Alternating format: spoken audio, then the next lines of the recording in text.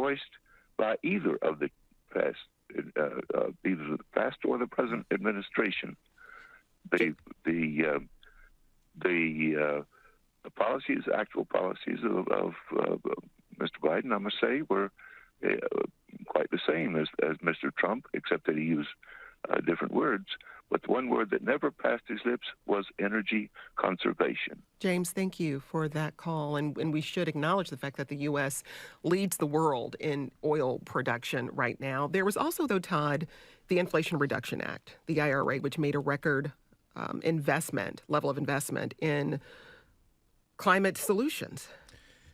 Climate policy, infrastructure, environmental policy, particularly in areas of promotion of clean energy, renewable energy on the industrial level, on the transportation level, on the level of your car. Donald Trump and many Republicans, especially in the House and some in the Senate, have pledged to undo that. We'll see where the votes are.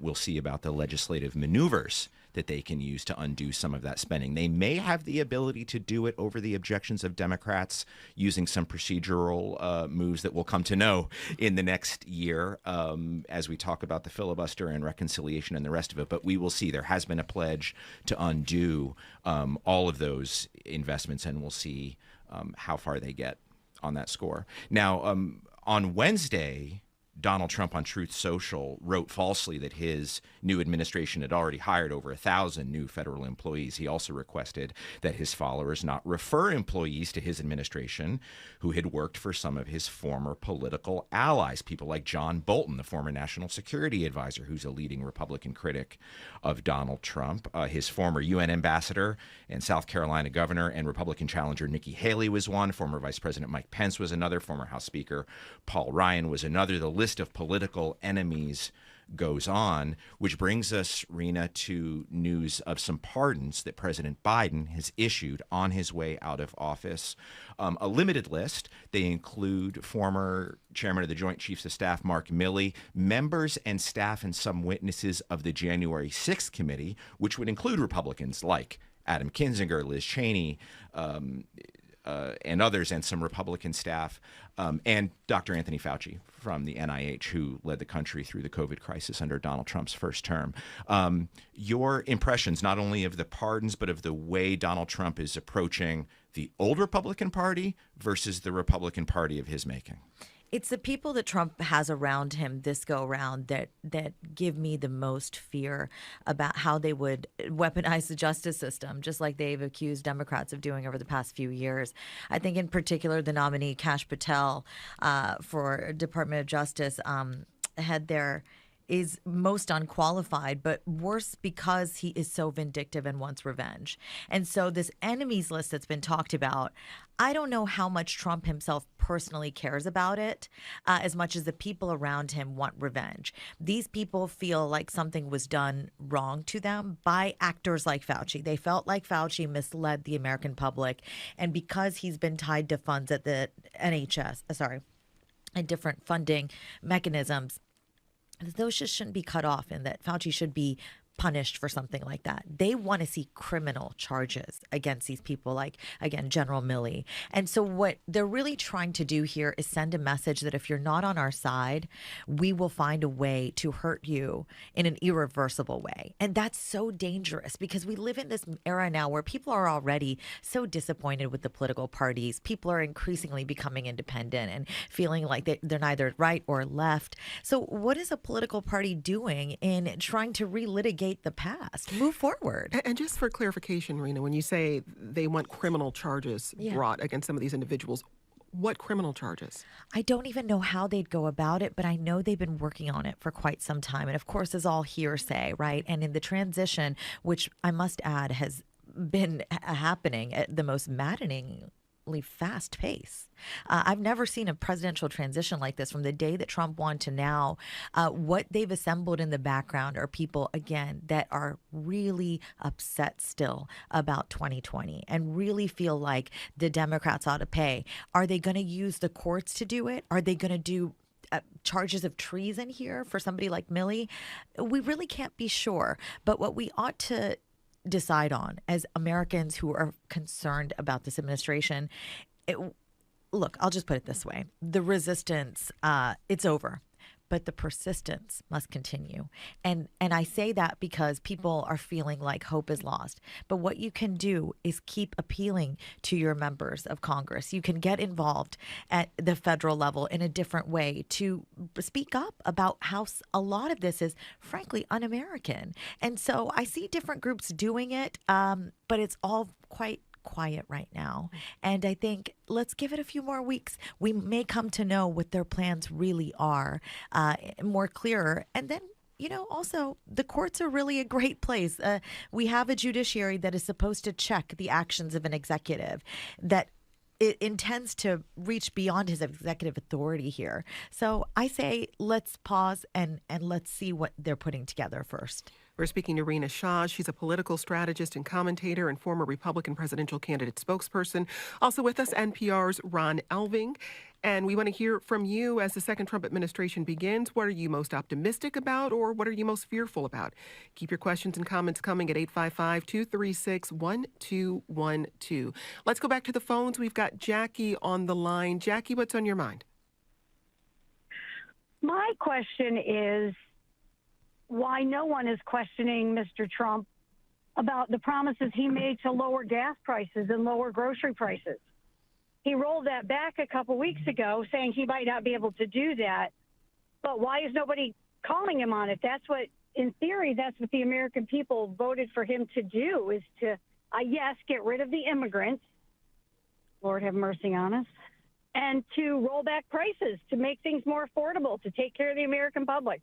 Why is no one questioning him on that?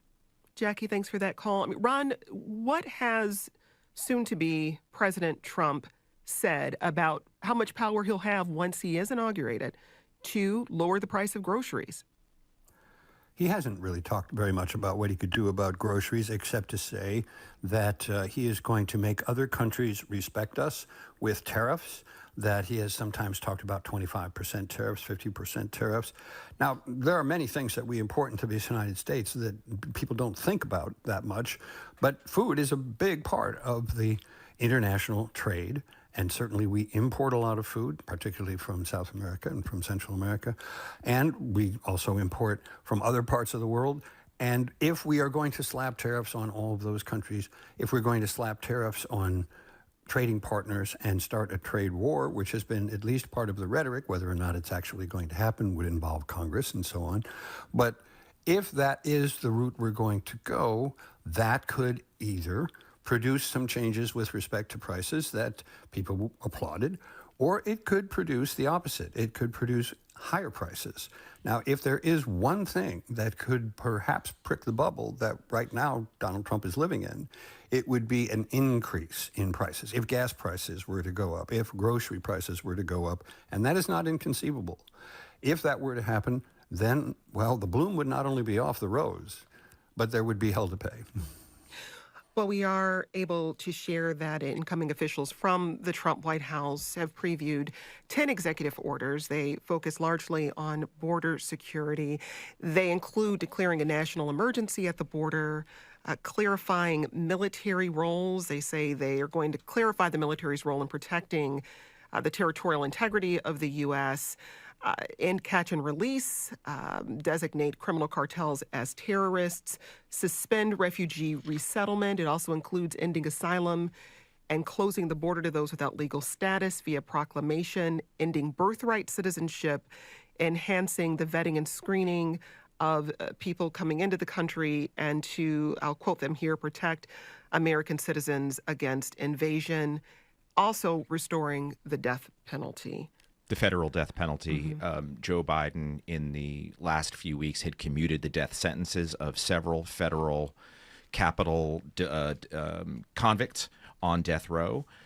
So those are done. Those commutations are permanent. I think some of these are unsurprising and had been pretty well flagged and signaled. I want to signal the ending of birthright citizenship, which you mentioned, Jen. Now, that's not a huge surprise because the incoming Trump staff has signaled that pretty loudly, and Donald Trump has been talking about this on the campaign trail. We're talking about the 14th Amendment. We're talking about directly challenging the 14th Amendment, the provision of the Constitution, which was put in place largely as a response to the treatment of black people prior to the Civil War and sort of the infamous previous provision of law that said black people not only were 3/5 of a person, but that they couldn't be citizens of the United States. The 14th Amendment was invested to refute that notion. It does also apply to people who emigrate to this country and have children here. So this is a direct challenge to the 14th Amendment. Well, it also seems to echo your point, Rena, about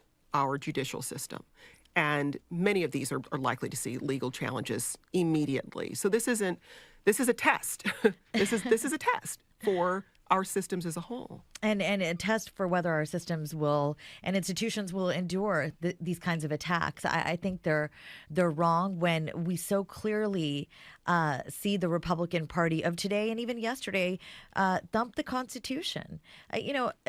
Trying to end birthright citizenship is a move that just directly contradicts what's there that we can read with our own two eyes. The Constitution guarantees citizenship for all born within our borders and the United States, wherever that is. And I think, obviously, I'm alluding to Army bases and such here, but what I'm really trying to say here is that these incoming administration officials know better.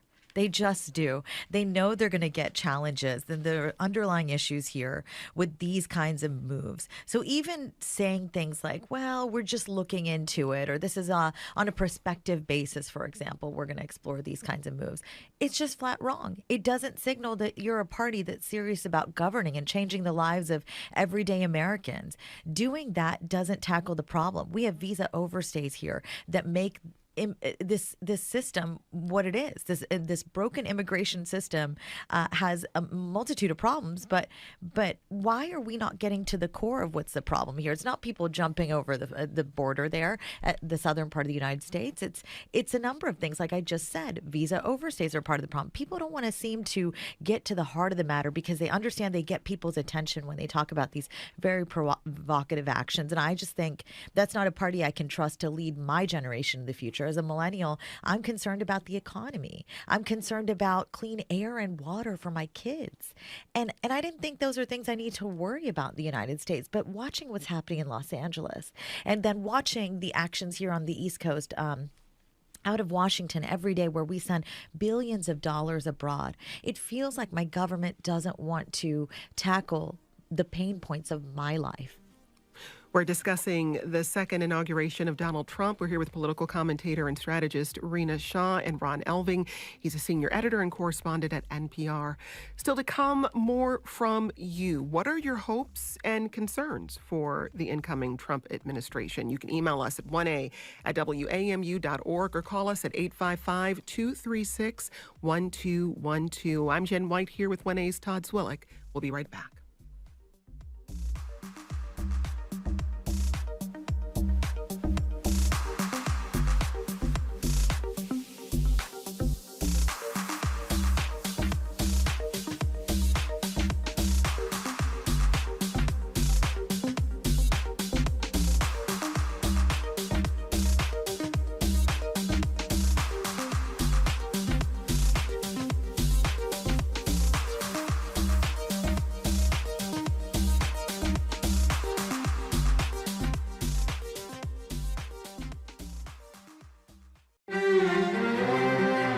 Donald Trump returns to the White House on Monday. For many migrant families in the U.S., that means having some difficult conversations. I think it's just our fear to acknowledge that President-elect Trump will actually go through with his promise of a mass deportation. And in that sense, we have avoided talking about what would happen if my mother were to be detained and deported. That's next time on The World. This afternoon at 3, here on GBH News 89.7.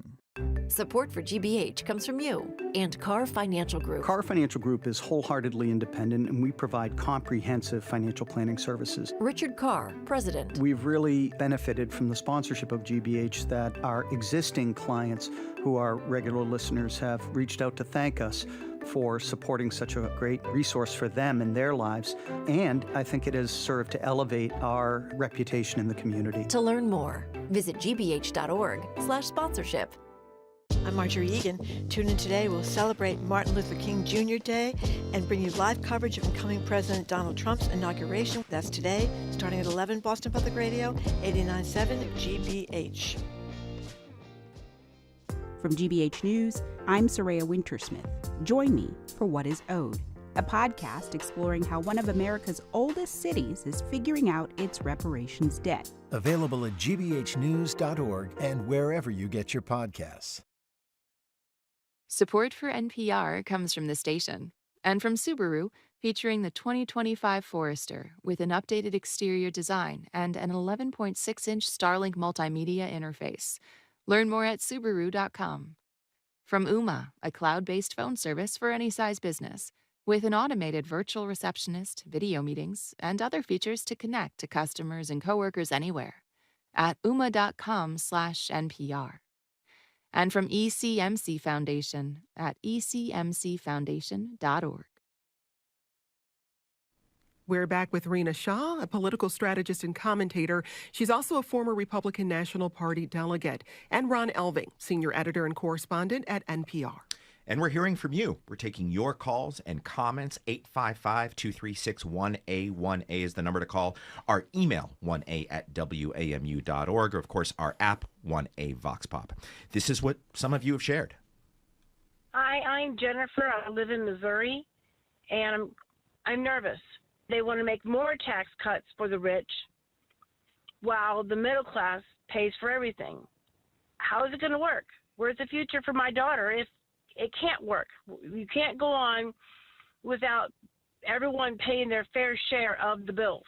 My name is Lynn. I'm in Chicago, and I'm a Democrat, lifelong, and I'm sad, to say the least, that we're going to have 4 years of Republicanism and all that that entails. I'm not looking forward to it. I have been morose ever since I heard of his win. Hi, my name is Matthew. I'm from South Carolina. And with Trump coming into office, all I'm focusing on is my cryptocurrency, which I have major gains. And as soon as the cycle is near the top, I'll just cash out and formulate my expat plans. Jennifer, Lynn, Matthew, thanks for those messages. Let's go back to the phones. We've got Brian on the line. Brian, what's on your mind this morning? Yeah, I would say that I'm cautiously optimistic about Trump. So I voted for the first time this past election cycle. I didn't care to vote the last couple of times, but after seeing Biden in office for several years, and just seeing his condition and how what I feel the media mistruth and how his condition was and how sharp he was, and whether they were speaking about the vaccine and COVID and him trying to enact a national COVID, a vaccine mandate. There was just so many things that Biden did and the Democrats did that it made it almost impossible for me to vote Democratic. So, Brian, I just want to correct one thing. You said there was never a vaccine mandate. The COVID vaccine was voluntary. There may have been certain jobs where it was highly recommended if you worked in, say, medical care or something like that, but there was never a mandate. But you wanted to speak specifically about the External Revenue Service and the hopes you have for that potential agency? Yeah, which is also pretty great. I mean, he's talked about minimizing the IRS on the average American and focusing on the countries that have to pay back the U.S. And just enforcing some of the policies or tariffs that the country is passing, which I think is great. To me, it's a lot of very pro-American stances that he takes, which is I find it kind of interesting how people almost talk about it negatively. Even his desire to close the border, it makes sense. Let's help the people that we have here and put all those who come to the border to try to get them in some kind of correct method or try to maybe I don't know the answer to that, but it makes sense that he's trying to just bring things back into the country and just trying to bring in the money where the money counts. Whether that's making sure that NATO pays their fair share, or making sure our allies are actually bringing to the table what they're supposed to bring to the table, versus America just shelling out. Every year we spend billions of dollars internationally. Meanwhile, we have homeless people everywhere. We have struggling families. We have people who are working multiple jobs. The list really goes on. So I'm optimistic. Okay, Brian, thank you for that message. I want to, Ron, focus in on a couple of things. First, the External Revenue Service that Brian mentioned, and this would be the agency Trump proposes forming to collect tariffs while minimizing the IRS. I just want to mention we did a whole series on the various federal agencies and the role they play, especially one on the IRS. You can find that at the1a.org. But tell us more about this plan he has to collect tariffs through this newly developed agency. It's probably not so much a plan as it is a title and a notion and a concept. And it's a very appealing one, as we just heard from the caller. Why not get people in other countries to pay our bills? Why not get people in other countries to pay, let's call it, their fair share of our bills? They may feel as though they're paying their fair share of their own bills, and they may also feel as though they have done everything for the United States that they need to do for the United States, particularly with respect to NATO and defending Europe and bearing some burden for defending their own countries and bearing some burden for defending their neighbors, but also relying on the United States because we pledged by treaty after World War II to make sure that the Soviet Union at that time, still the Russian Federation, would not overrun Europe as they were threatening to do at the time. And so we pledged to defend them. And that's why they think that we are committed to defending them. Some of these things are not things that have been done simply to sound, well, like some sort of a nice idea, but they emerge from history as obligations the United States has freely taken on its own. And to simply say, well, we're going to ask everybody else to start paying our bills because that's only fair, we'll see how that works out. But my suspicion is other countries will have a good deal to say about it as well. Part of the appeal, as Ron says, of getting other countries to pay their fair share is, yes, let's get other countries to pay part of our bills. Part of the problem, I think, in Brian's excitement and the idea of the External Revenue Service. First of all, yes, an idea. Donald Trump said this will happen on day one. He can't create agencies, so maybe he'll just make it a title of something. But that word external, foreign countries do not pay tariffs. American companies pay tariffs at the point of import, literally at the dock, at the Long Beach, at the port of Long Beach or the port of Los Angeles or whichever port you like. They pay it at that point. American companies that import pay the price. They usually pass that increase on to American consumers. So if you're for tariffs, great. If you're against tariffs, great. Don't call it external. The money comes from internal. It comes from internal. American companies pay it and American consumers pay it. But that might lead us to a good discussion on foreign policy, which is also part of the concerns that Americans have been having. Now, this foreign policy was a big issue in the 2024 campaign, more so than usual. The Ukraine war continues. We have a ceasefire deal in Gaza that's been signed. There are a lot of stages to complete before an official end to that war. We got this text from one of you. I want to see President Trump end the Ukraine war, just like he said. He needs to put his money where his mouth is, or shut up. And we also got this: I fear Donald Trump is going to tear our country apart even more than it has been in recent times. The office of the presidency has lost the respect that it once enjoyed. I do hope Donald Trump would be able to put an end to the war in Ukraine as well as what's going on in Gaza. Let's start with Ukraine and the war there. That war has been approaching 3 years next month since Russia's full-scale invasion of Ukraine began. We have seen pledges, Rena, from Donald Trump and from many Republicans, although certainly not all. This has divided the Republican Party on continuing support for the war in Ukraine. We've seen European allies like Great Britain say in the last couple of weeks that they're going to step up, but they don't have the kind of resources that the United States does. Talk about the coming choices that have to be made about Ukraine. Donald Trump has been clear he doesn't want to send any more resources. Mitch McConnell still has power, and he feels very, very differently. So how do you think this shapes up in the next year? Yeah, I think the rhetoric right now on Capitol Hill between Republicans in both chambers is suggestive of sort of the trend that was in the past, that how much are we going to nation build abroad or end wars abroad? How much is that our responsibility versus just saying that, okay, we will have your back. We want you to win, but there's really not much we want to continue to do for you. But Donald Trump wouldn't say he wants Ukraine to win. He was asked several times in the debate during the campaign, should Ukraine win the war? And 3 times he refused to answer. And that's also a moment in which you have to wonder, how loyal is he to Vladimir Putin of Russia? Putin having such a front seat in all this really signifies something that most of us Americans really thought wasn't, that he could still be powerful in the face of American aggression in the form of billions of dollars being ported over there. So now looking at this thing 3 years later, I think what we see coast to coast in Americans across a range of demographics is a frustration that our government hasn't been successful in having Ukraine's back. So does that mean that we continue to fund a war that's not ours? Everybody that's on the Democrat side that has made a beautiful, simple argument for wanting Ukraine to win, or wanting Trump to come over to that side and say, hey, Ukraine, I want you to win because this is about sovereignty.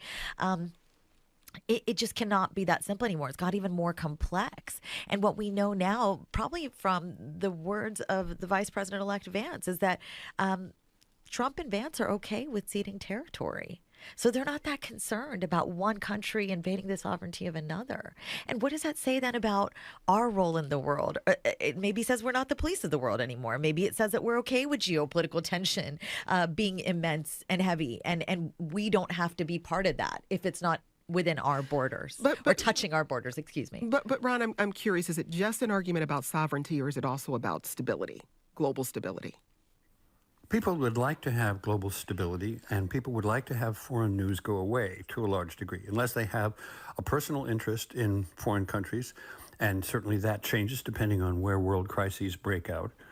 But unless they have some sort of personal stake in it, it's rarely a voting issue in the United States, unless people are being drafted to go to Vietnam, or unless people are being heavily taxed to pay for something that can be portrayed as in someone else's interest and not ours. We saw a great deal of controversy over the wars in Iraq and Afghanistan that went on for more than a decade, and Trump benefited from that politically by calling them forever wars and by acting as though they were totally unnecessary commitments on the part of the United States, which was something that brought him votes from both ends of the political spectrum. But here we're going to be looking at a series of decisions that clearly Vladimir Putin has a very strong interest in, and right now, it looks like all he has to do is keep the pressure up on Ukraine, and he's going to get most of what he wanted in the first place, maybe not total domination of Ukraine, but a huge territorial concession, and that has to make everyone in Europe very nervous. We're here with NPR's Ron Elving. He's a senior editor and correspondent at NPR. Rena Shah is also with us, political strategist and commentator, and of course, 1A's Todd Swillig. Let's go back to the phones. We have Rebecca on the line. Rebecca, what's on your mind? Yes, I really would like to emphasize his idea about redefining gender and the anti-DEI initiatives as really part of a decades-long laundering of quote-unquote transgender debate, much like the Nazis used the Jewish question to demonize a small community and pave the way for their kind of genocidal plans, especially since he and his colleagues have, on the campaign trail, explicitly said they wanted to eliminate transgenderism from the face of the earth. As an American citizen and of German ancestry, I am scared to death for my life. Thanks for that call, Rebecca. Let's get another call in here. Steve is on the line. And Steve, you have a question specifically for our guest, Rena Shah. Go ahead. Well, Rena, I'll read Steve's question here. Steve wanted you to read the tea leaves for the direction your party is headed in. Yeah, that's a tough one because there are so many places we could go when talking about what this party could mean to everyday Americans. Again, at a time where people are disenchanted with the parties. But I think one major theme, one big takeaway for me over the past few months that sort of signals the future is that this Republican Party that's completely been overtaken by Trump and his ilk, and casting forth a vision of his that is isolationist in nature. They really do not want a federal government that is too big and too bloated to become the fabric of our lives. And that is one thing actually that I, on a personal level, tend to agree with. I really believe that federalism, this notion that the states and the federal government can share the power well, it should be a concept that's alive and well, and that all Americans should actually be well acquainted with. The federal government can't do everything, can't be the solution to everything. And so I think the party, if I'm really looking at what I think the next many months will be for everyday Americans, this party will start to say, no. And it's been the party of no for a long time, but the party will continue to say, no, we don't want a government that doesn't have the authority to do this thing, this function, whether it be in, say, education, for example. They will push back on sort of that overreach that sometimes I've seen in Washington over the years. It's interesting to hear that, this description of overreach, because on one hand, it's a reduction of the size of the federal government, but then you hear from someone like Rebecca who feels like their life is in danger, feels like they don't have a place in this country because government officials want to define gender in a certain way. Yeah. So how do you square that circle? It is too tough a conversation to have because it's so new. This is a modern problem we're facing.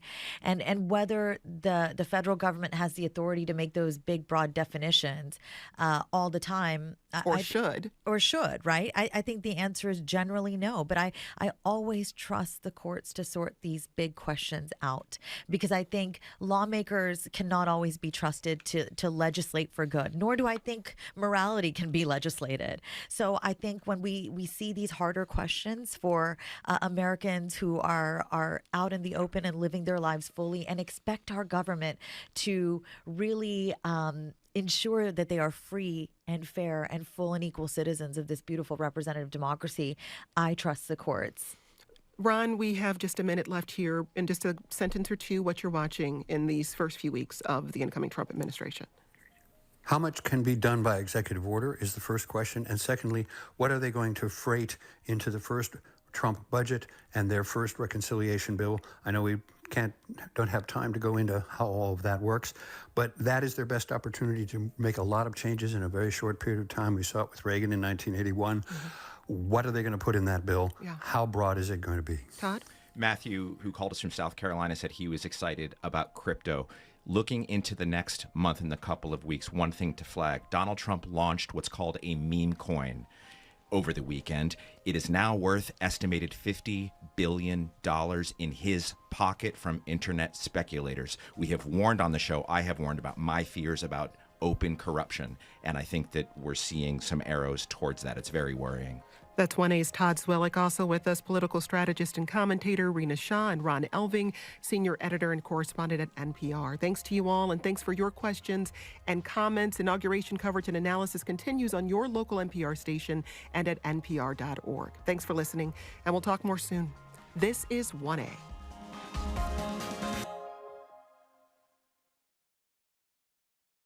Support for NPR comes from the station and from ARM, committed to delivering innovative, advanced computing designed to enable worldwide companies to unleash the capabilities and experiences of AI. The future of AI is built on ARM. ARM.com. From Cunard, sailing the transatlantic crossing between New York and Southampton, England on Queen Mary 2, dedicated to providing White Star service, fine dining, and enrichment programs. Learn more at Cunard.com. And from the Doris Duke Foundation. Each day, GBH brings you coverage on a wide range of information so you can stay informed and engaged in our local community. We depend on listener contributions to keep this quality reporting going. Support your listening by pitching in at gbhnews.org. Funding for our programs comes from you. And the Lowell Institute, presenting Are We Ready for the Next Pandemic? A virtual lecture Tuesday, January 21st at 5. Learn more at lowellinstitute.org. As a civil rights hero, congressman, and human rights champion, John Lewis always found a way to make the country a better place. Don't miss John Lewis. Get in the Way. Tonight at 10 on GBH2. GBH News investigates. The Harvard Square Theater in 2010, Dixon Brothers Hardware Store in 2020, and just last month, Whitney's Bar. This latest neighborhood business closure is prompting questions about the billionaire philanthropist who owns the property. Almost like he's trying to conquer everything. You know, it's almost like he wants this to be his square, and it is becoming his square. From the GBH News Center for Investigative Reporting, I'm Philip Martin. This story Tuesday on GBH's Morning Edition. You're listening to 89.7 WGBH, HD1 Boston, online at gbhnews.org. GBH News, what matters to you? I'm Jim Bradley, head on MLK Jr. Day and Inauguration Day on Boston Public Radio. We'll be reflecting on the day throughout the show and bringing you special coverage and analysis of Donald Trump's second inauguration.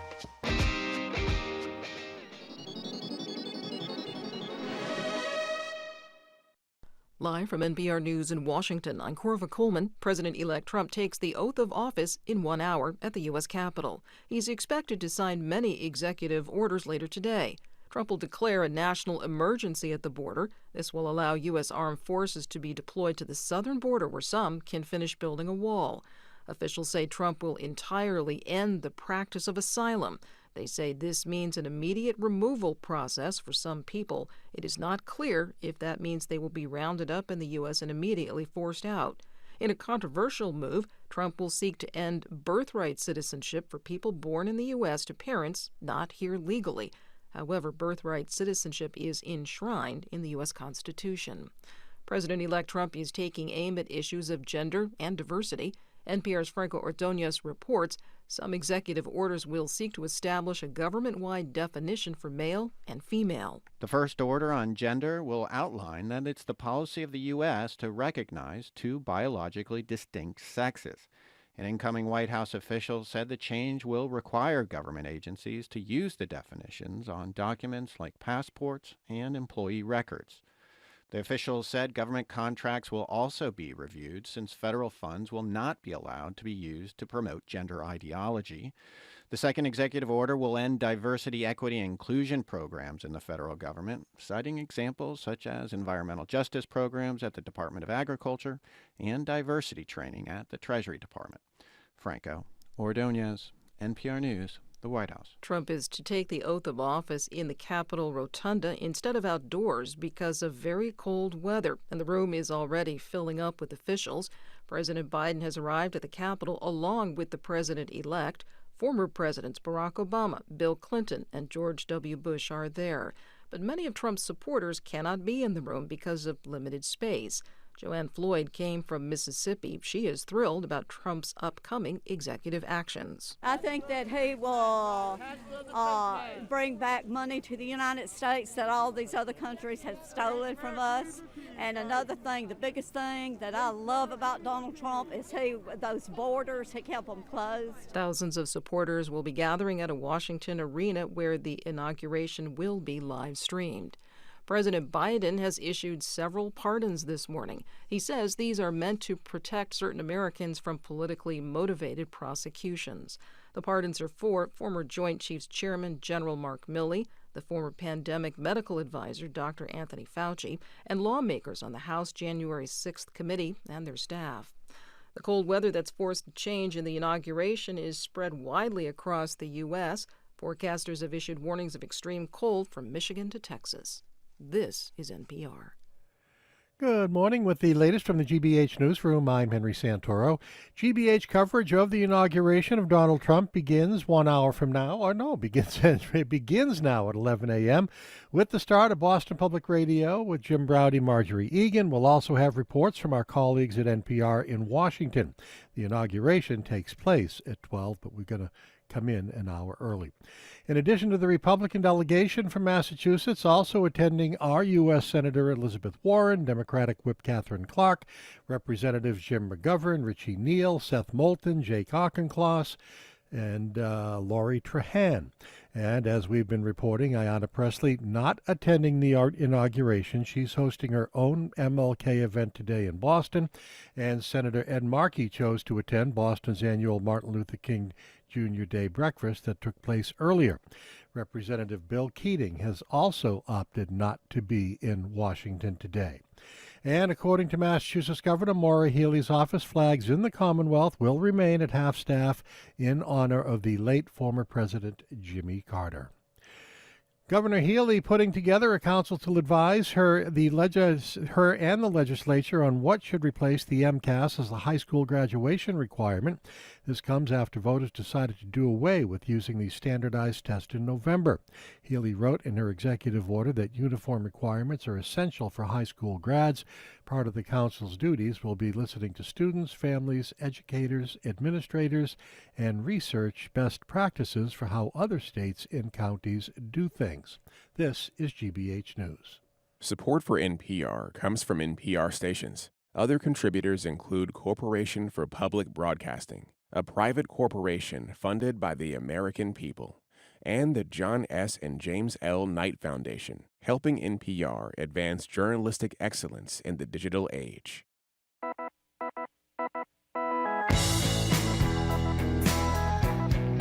He is Jim Braude. I am Marjorie Egan. Welcome to Boston Public Radio. We are broadcasting live from the GBH Studio 3 and streaming at youtube.com/GBH News. Good morning. Good morning, Marjorie. So today, of course, is both Martin Luther King Jr. Day and Inauguration Day. First King. Across the city and the nation, people are gathering in a day of service and remembrance of the legendary civil rights leader. Speaking in Boston in 1965, Reverend King called on the city to be a model of racial equity for the rest of the nation, to get it right so that the South could not look to the North as an excuse for their own racism. We must constantly expose the evils, dramatize the injustices, and engage in direct action to arouse people from their apathetic slumbers. And we want Boston to be right because we know that Mississippi and Alabama will never get right until all of the communities in this nation are right. And we feel that Boston should continue, and New York and other states and cities should continue to lead the way and give us inspiration so that as we try to solve the problem in the South, we won't have Governor Wallace constantly pointing out to us the problems of Boston and New York and trying to say that we in Alabama are better off when we know that isn't the truth, but it only gives them a convenient excuse. And for only the second time ever, the inauguration of a president falls on the same day as Martin Luther King Day. The 47th president, Donald J. Trump, will be inaugurated in probably less than an hour, probably 45 to 50 minutes. Marjorie and I will bring you live coverage of the inauguration today. And throughout the show, when we can, we'll take your thoughts on phone and text about both, about Martin Luther King Jr. Day and what it means to you, and about the inauguration, as I said, of the 47th president. So what is happening as we speak is everybody knows that the inauguration was moved inside. There are 750 seats in the rotunda, Marjorie, and people are filling out those seats as the whole ceremony is, I think, just minutes away from beginning. Right. And the people that are the billionaires that we talk a lot about, the oligarchy that Biden warned about, they seem to have some of the best seats in the whole house, right? Mark Zuckerberg sitting right behind the podium there. So is Jeff Bezos and his Tim Apple, as Donald Trump called him. him. Jim Cook, is sitting right there. So better seats than some of the cabinet members, which says something. I'm not sure what exactly it says, but Right it on the certainly stage. says something. Well, it was interesting, an observation this morning that the cabinet members are not plus ones, meaning none of them have their spouses or partners. Almost all of the high-tech zillionaires do have their significant others. That's a great point. They were allowed. And by the way, for people who don't know, there's 750 seats in the rotunda. all members of Congress, all 535, were invited. Obviously, some we know locally, people like Anna Presley, are not going. So even if it's 450 for Nancy Pelosi's not going, 460. Well, she got the broken hip, right? Right there. Well, I don't know if that's the reason, but there are not that many seats, and the most prominent of them are going to, as you say, these high-tech billionaires, and it's just an odd scene. We were earlier this morning at the church, sitting in the back row of the church as well, at a brief service with Zuckerberg, Cook, and Bezos. Of course, Musk is virtually glued to the side of the president. Joe Rogan was apparently there. Yeah, and he did was you tell there. me that wrestler, that big-time wrestler who I was wasn't. found? I'm not sure. McGregor, the Yeah. guy that got Was in he there? trouble, a civil rape case. Was he there? I'm not sure if he was Okay. there. I shouldn't say for sure. I'm not sure. So the scheduling of the swearing in of Donald Trump is noon, tentatively. That'll be with Chief Justice Roberts. Vance before. There is some music and some other interesting things that we'll bring to you. The most interesting part of the morning, of course, was we all know that 4 years ago there was not a meeting at the White House between the outgoing president, Donald Trump, and his wife, and the incoming president, Joe Biden, and his wife. This morning, that tradition was reemerged, and the Bidens welcomed the Trumps to the White House. According to the pool reporters that were there at the time, President Biden said to President-elect Trump, "Welcome home," when he brought him into the White House. And then he was asked, Biden was asked what his message was on this day, and he said, "Joy," unquote, which is an odd thing, really, because as David Axelrod, who was one of the architects of Barack Obama's success, said this morning on CNN, in some ways this is a Shakespearean tragedy for Joe Biden. He's been in office for over half a century in one way or for another, but he's taking a lot of blame, of course, for not getting out of the election sooner and leaving a very short window for Kamala Harris to run her campaign. After having allegedly retired Donald Trump 4 years ago. Yeah, the guy that he came in to save the country from, he's now handing the reigns back to. So it's got, as he said, kind of a Shakespearean irony to it. And then, all of the, course, I'm sorry, you go ahead. well, I think to get to the historical stuff, I think the talk of the town is Melania Trump's hat. She's got a very big hat on, and she's dressed all in black. And we're not sure if that's the Did you hear what the message there. CNN fashion person said? She's sort of royal family governess look is what she It's a very says. dramatic, A pretty good line. very dramatic hat. And Jill Biden was in a royal blue Ralph Lauren. I guess President Biden was too. There, Ralph Lauren is today. And what I also find fascinating. This isn't a political thing, but it's just fascinating that the moment the Bidens leave, the deep cleaners go into the White House and they're scouring the place, and they have 6 to 7 hours to get everything of the Bidens out of there and everything of the Trumps in there, and that's clothing and toiletries and pictures. Well, other than speed, isn't that what happens when anybody moves out of a place but and it's- somebody else moves in? Well, usually it doesn't happen quite that fast, where everything's in place in the morning and 7 hours later everything's in a different place. So Jared Kushner is sitting one seat away from Jeff Bezos, probably cutting a deal as we speak, and 3 former presidents, in addition to, well, Joe Biden is still the president, Clinton and Hillary Clinton, George Bush, George W., and Laura Bush, and Barack Obama, solo character, walking into the room. Now, interestingly, while they are all at the ceremony in the rotunda, the swearing in, the inauguration, none of them will be complying with the tradition of going to the inaugural lunch immediately after. All 3 former presidents will not be attending that thing. The other thing you can't help but notice is Lauren Sanchez has she's the girlfriend of Jeff Bezos. Okay, Have they had the $600 million wedding yet? I don't know. I'm not sure. But, I would not go where you're going. Well, she's got a very... she looks very fun. She's got okay, so... a lot of cleavage for the morning ceremony. Oh, my God. We are, as I say, somewhere call in the him as you neighborhood... see him, Jim. Okay, I'm going to try to talk through this. Okay. So, and Mike Pence, incredibly, well, maybe not so incredibly, Mike Pence is walking into the hall. And, without Mrs. Pence. Right, who is always not a terribly big fan. People like Bob Woodward and others reported. It was okay for the president to talk about, former President Trump to talk about hanging her husband, and maybe she doesn't want to celebrate his ascension back into the White House. Remember what the alleged remark when President Trump was advised that Vice President Pence's life was at risk. Do you remember what his response allegedly was? So what? So what? Was what he had to say. Bill Clinton and Hillary Clinton are about to enter the rotunda as well. And as I say, we're about 45 minutes from the swearing in of the next president of the United States. The weirdest thing, even had there not been a break in the tradition 4 years ago, the considering the bitterness between Biden and Trump, and the fact that at Capital One Arena last night at his speech, Trump is bashing Biden even then, totally unnecessarily. They We're in the limo. They did. Yep. He greeted him. I assume they went to the Oval Office to talk. He said it left him a letter. You know what I learned this morning that I had forgotten? What? While Trump basically stood by virtually none of the traditions of the peaceful transition of power. One of them is the outgoing president leaves a note in the desk for the next one. Did you remember that Trump did leave a note for Joe Biden? And while he wouldn't say what the contents were, Biden at the time said it was very generous. Very generous. Yeah. No, Biden left a letter for Trump. I would imagine it would be very generous too. We're now seeing former President George W. Bush and Laura Bush march into the rotunda. And you can't help but remember the scenes of the rotunda that we saw. That's where the rioters were leading destruction in their path back on January 6th, if I had said to 2021. you on January 6th, 2021, 4 years from now, the guy who encouraged this is going to be sworn as the 47th president. Is there anybody in this country at all, even Donald Trump himself, who would have believed that Donald Trump would be sworn? Let me just tell you, it's very hard when you're not in the room.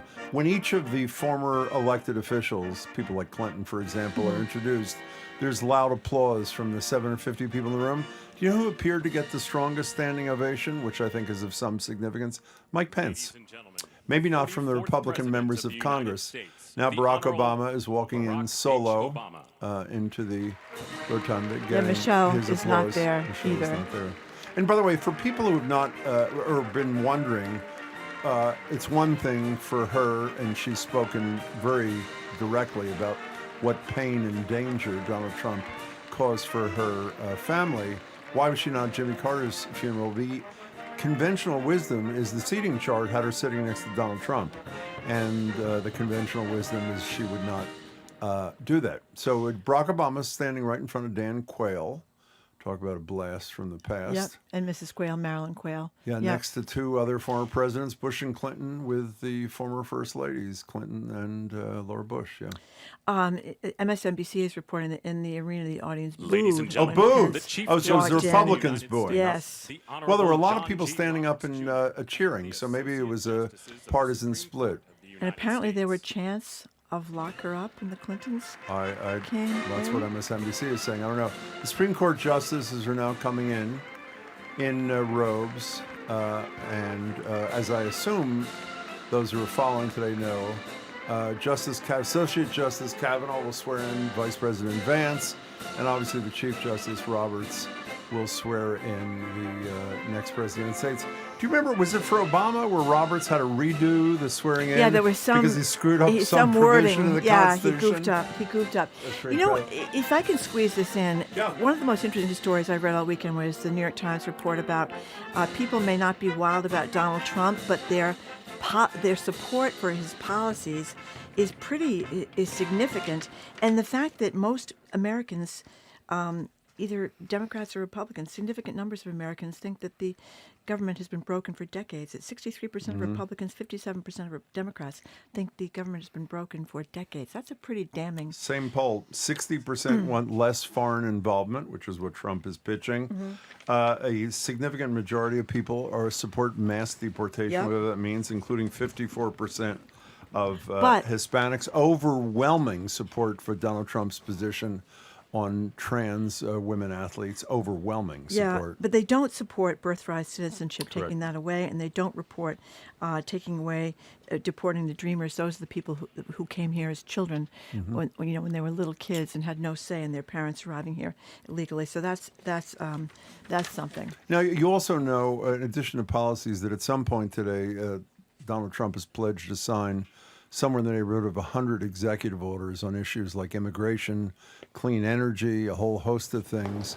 And some reports suggest that there will be a table at the Capital One Arena, which is where they'll go afterwards. And here is Dr. Jill Biden. For the parade as such. I don't know how you do a parade inside an arena, but they say that he may sign these executive orders, or at least some of them, in front of obviously a very supportive crowd of 20,000, which is the same place they did the event last night. 220,000 tickets, I think, were issued for the Yeah. inauguration, and 20,000 people, I believe, can fit into this Capital One Arena. So that's kind of tough for And people. 750 today. There were a lot of reports about whether vast majority of people apparently are still coming and going to bars or I guess other places where they can watch this thing. But I haven't read about how they selected I understand how they selected the 750 for the rotunda. I haven't read about how they selected the 20,000 lucky enough to go to the Capital One Arena. Well, Did you? all I know is that there were people that were lined up from like midnight last night. The Capital One seats in the front were first come, first serve. I don't know if they were all like that, but people were out there all night long trying to get seats, which shows a great devotion to the future president. So the crowd seems to be almost fully assembled, other than the primary players. I assume we'll see the vice president-elect and the president-elect in a couple of seconds. It was interesting. Trump's son, who is huge, his youngest son, Barron, when he walked in, he waves to the crowd. He's the only person so far that we've seen who walked in the rotunda who waved, which was pretty memorable kind of moment thing there. There's a bit of a lull, so I assume we were very close to the action beginning. You're listening to 89.7 GBH, live coverage of the inauguration of Donald Trump, 47th President of the United States. And during the next couple of hours, by the way, not only will we bring you the inauguration and the major moments, including, we believe, a final statement from Joe Biden as he gets on the helicopter to go, I assume, to Delaware. We will also talk about what this day means. It's Martin Luther King Day, needless to say. I think he would have been 95 now. And we'll speak to Michael Curry from the NAACP later and some other people. If people don't know this too, President Biden made a lot of preemptive pardons this morning. He's pardoning General Mark Milley, who was the former chairman of the Chief of Staff, Dr. Anthony Fauci, all the members of the bipartisan House committees that investigated January 6th, and the police officers that were there that day. He's obviously, Liz Cheney is among those people who were part of that House committee from Wyoming, not the witnesses. So I was thinking about Cassidy Other than law enforcement people who were witnesses. So I was thinking about Cassidy Hutchinson, the young woman who had the courage to come forward and tell everything she knew that day. She did not get one. Other people like Stephanie Grisham, who was the former press secretary for Melania Trump, was worried about leaving the country. She didn't get one either. So I suppose they'll have Have you heard an explanation of that yet? I don't quite get it. I don't know. I'm kind of surprised because. Ladies and gentlemen, escorting Dr. Biden and Mr. Emhoff. Oh, here comes. The current president for about another maybe 30 or 40 minutes. Jill Biden and President Joe Biden are about to enter the rotunda. And the vice president is coming first, of course. There she is. The Honorable Catherine Spindor and Mr. Bruce Fisher. And there's a lot of protocol. They're being introduced. They're being led in by people from Congress who have the honor and responsibility. I have to say, I try to explain it to you. I don't get it. Amy Klobuchar is sort of chairing the whole thing because she's a senator from. Where's she from? Wisconsin? Where's she from? Somewhere in the Midwest. My apologies to Senator Klobuchar. Minnesota, thank you. Close enough, Jim. And she is the co-chair of the bipartisan inaugural committee, and she is chairing the whole day's festivities. And she also rode in the limousine with Biden and Trump when she let him out of the White House. Yeah. I guess that's part of the same deal. So the second gentleman, term I cannot, whatever. Yeah. Doug and Emhoff and Jill Biden, Dr. Jill Biden, are now entering the rotunda as well, greeting the other presidents as they come through. I'm wondering, do they greet the Supreme Court justices? Because they're supposed to be aloof, right? Aren't they supposed to be above I don't know. It looks like they might right be, here? but it's hard to tell from this camera angle. Yeah. So that there aren't many more people to bring into the rotunda to get this thing started here. And again, the scheduling is roughly 35 minutes from now is when the oath of office is supposed to be given to Donald Trump by the Chief Justice of the Supreme Court of the United States, Marjorie's former favorite, John Roberts, right? You still liking John Roberts or not? John Roberts is disappointed me. Let's put it that way. But it's not quite as much. I've been disappointed with Samuel Alito. I mean, he's just off the top. Well, he and Ian Thomas are obviously an extreme wing of the court, who almost always vote predictably. What was the case about Pornhub where Alito was talking about this, pretending that he knew nothing about it and wanting to know if people actually watched Pornhub or clicked onto Pornhub? Or there were stories like to Playboy look at the was articles, talking, yes. like Playboy. like people claimed years ago, when actually Playboy did have a lot of great articles with a lot of great writers in them, including some giants like Gage From what I'm Elise told, and stuff. Pornhub does not have a lot of great articles. I I don't don't believe. I don't. But he was pretending he didn't know. That's what I thought was really interesting. Anyway, I think I heard them talking about this in the Culture Show. What's that? Yes, about Pornhub. Callie Crossley was very funny about it too. Anyway, so we're getting a lot of texts. I just want to give people the number if they want to text us. We're getting a lot of them. 877-301-8970 is the texting number. It's also the calling number for when we have a chance to take some calls later on. By the way, we'd love to tell you who is playing at the moment, but we're really not sure who is playing. There's going to be a lot of music throughout the day. This Christopher Macchio is an opera singer, is going to sing "Oh America" and the Star-Spangled Banner. The Battle Hymn of the Republic a little bit later, performed by the Naval Academy Glee Club and a whole bunch of other kinds of...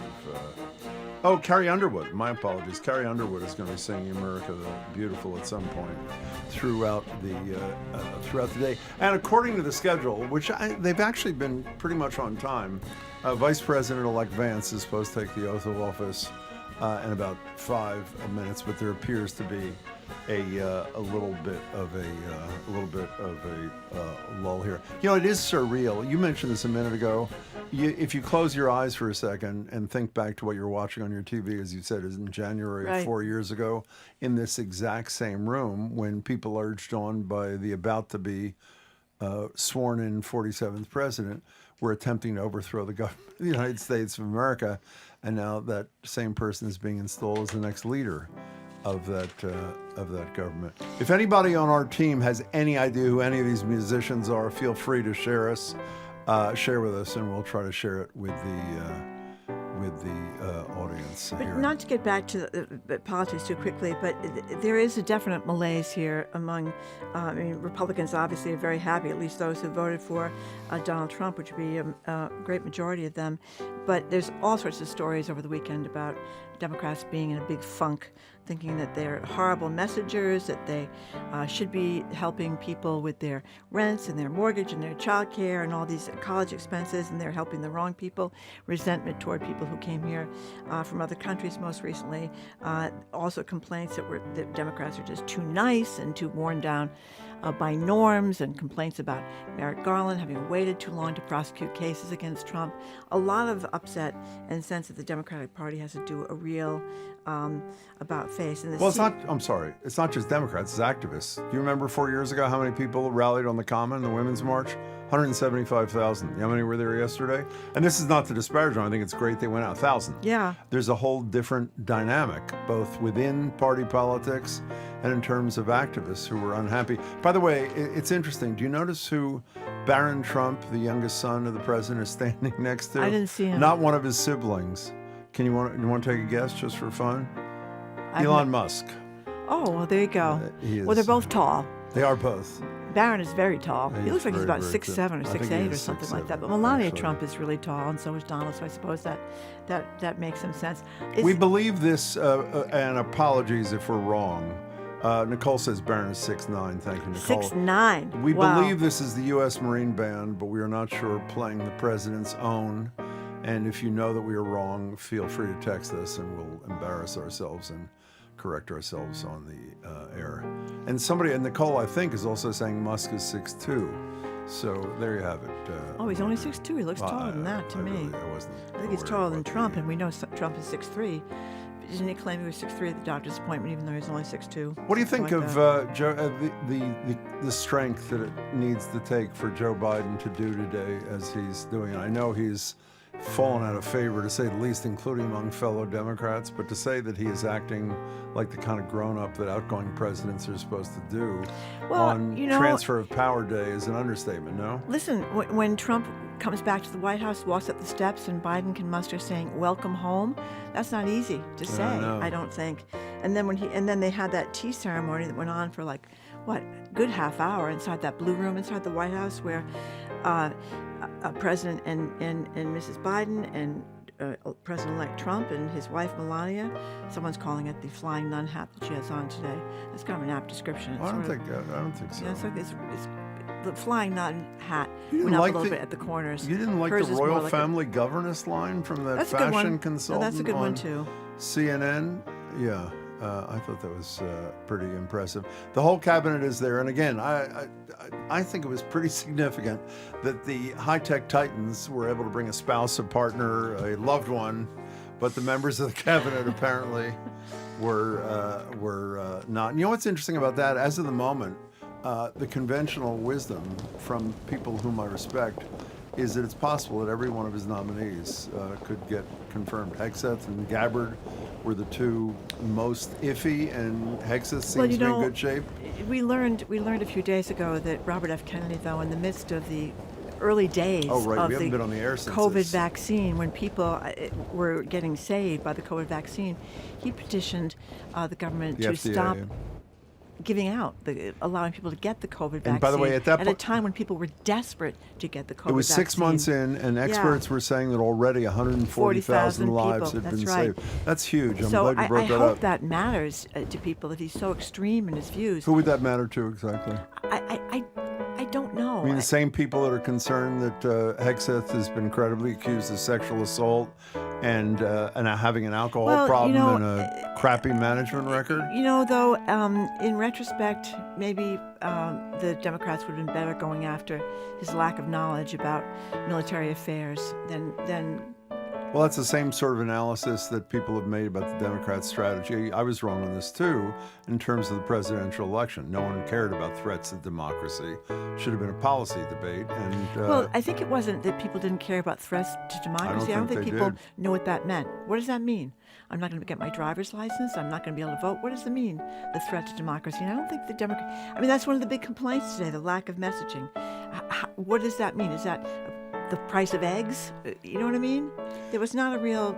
well, I sort of knew what it meant to Ladies me, and gentlemen, which is performing "Oh America." Please welcome the Armed Forces Chorus and America's tenor, Christopher D. Macchio. well, Christopher D. Macchio. Here he is with "Oh America."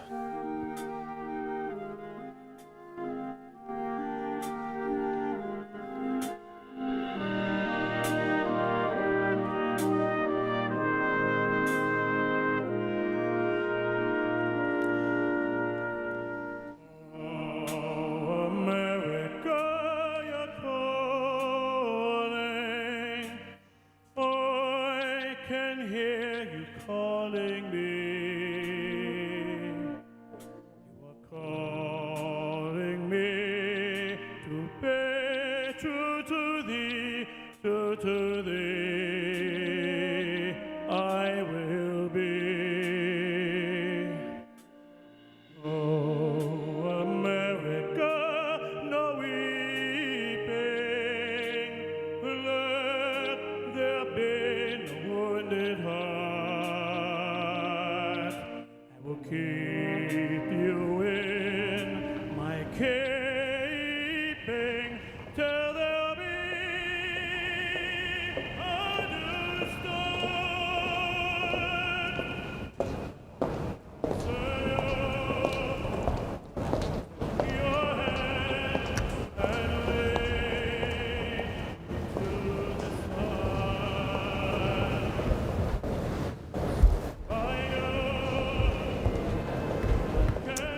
We have to break away from Mr. Macchio because we're picking up sound from some legislative leaders leading, including Hakeem Jeffries, the ranking Democrat in the House, And leading there's in President Kamala Biden, Harris yep. and Joe Biden into the, and they're speaking to each other, which they didn't appear to be, to me at least, the two families at the Carter funeral, and reports suggested that. So we appear to be very close after Mr. Macchio. As a matter of fact, that's what the schedule suggests. After Christopher Macchio sings "Oh America," the oath of office will be administered by Justice Kavanaugh, to the vice president. Can we try to get a little more of the Macchio thing without the footsteps? Let's hear it.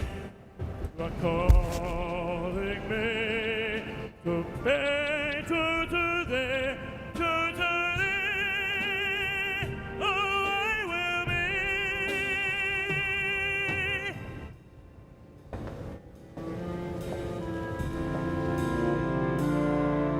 And we will be as one. Have you ever heard this song?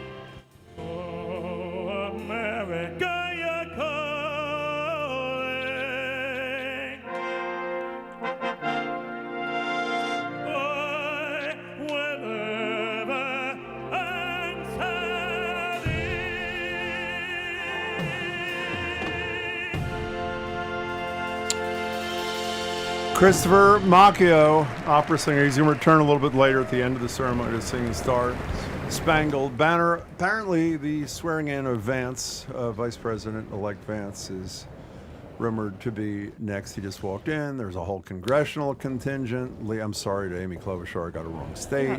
I know Mike Johnson, where he's from. He's from Louisiana. He's walking with You know what's going to be Senator interesting Klobuchar is to was. see, you know, how in the first time around Trump ran through chiefs of staff and a lot of staff turnover. The Susie Wiles. People has say got she's very fabulous. House of great Representatives, reviews. the Honorable Kevin F. McCumber. And she really Mr. knows how to John work Best- them, Yep, too, is very the feeling. organized, no drama, keeps things in an even. Well, she ran his campaign, too. Yep. So, so, and she's there. I wonder if she was allowed to bring her plus one. I don't know what the...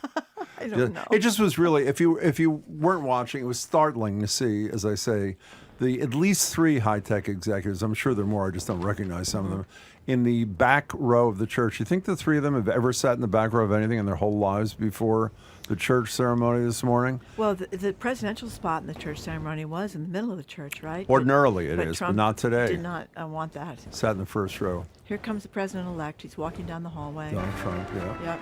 He is. Yep. Not wearing a red tie today, which I can't think of a time when, and his jacket, I don't mean this frivolously, his jacket is never buttoned. Today it is buttoned. He is wearing what kind of tie is that thing? It's not red. It's darker. It looks like, it might be a dark red with a blue or something, but it's definitely dark. I've never seen quite an outfit quite like, this is not critical. I know this is shocking to people, not a fashion expert, but I've never quite seen a First Lady's outfit like that at an inauguration.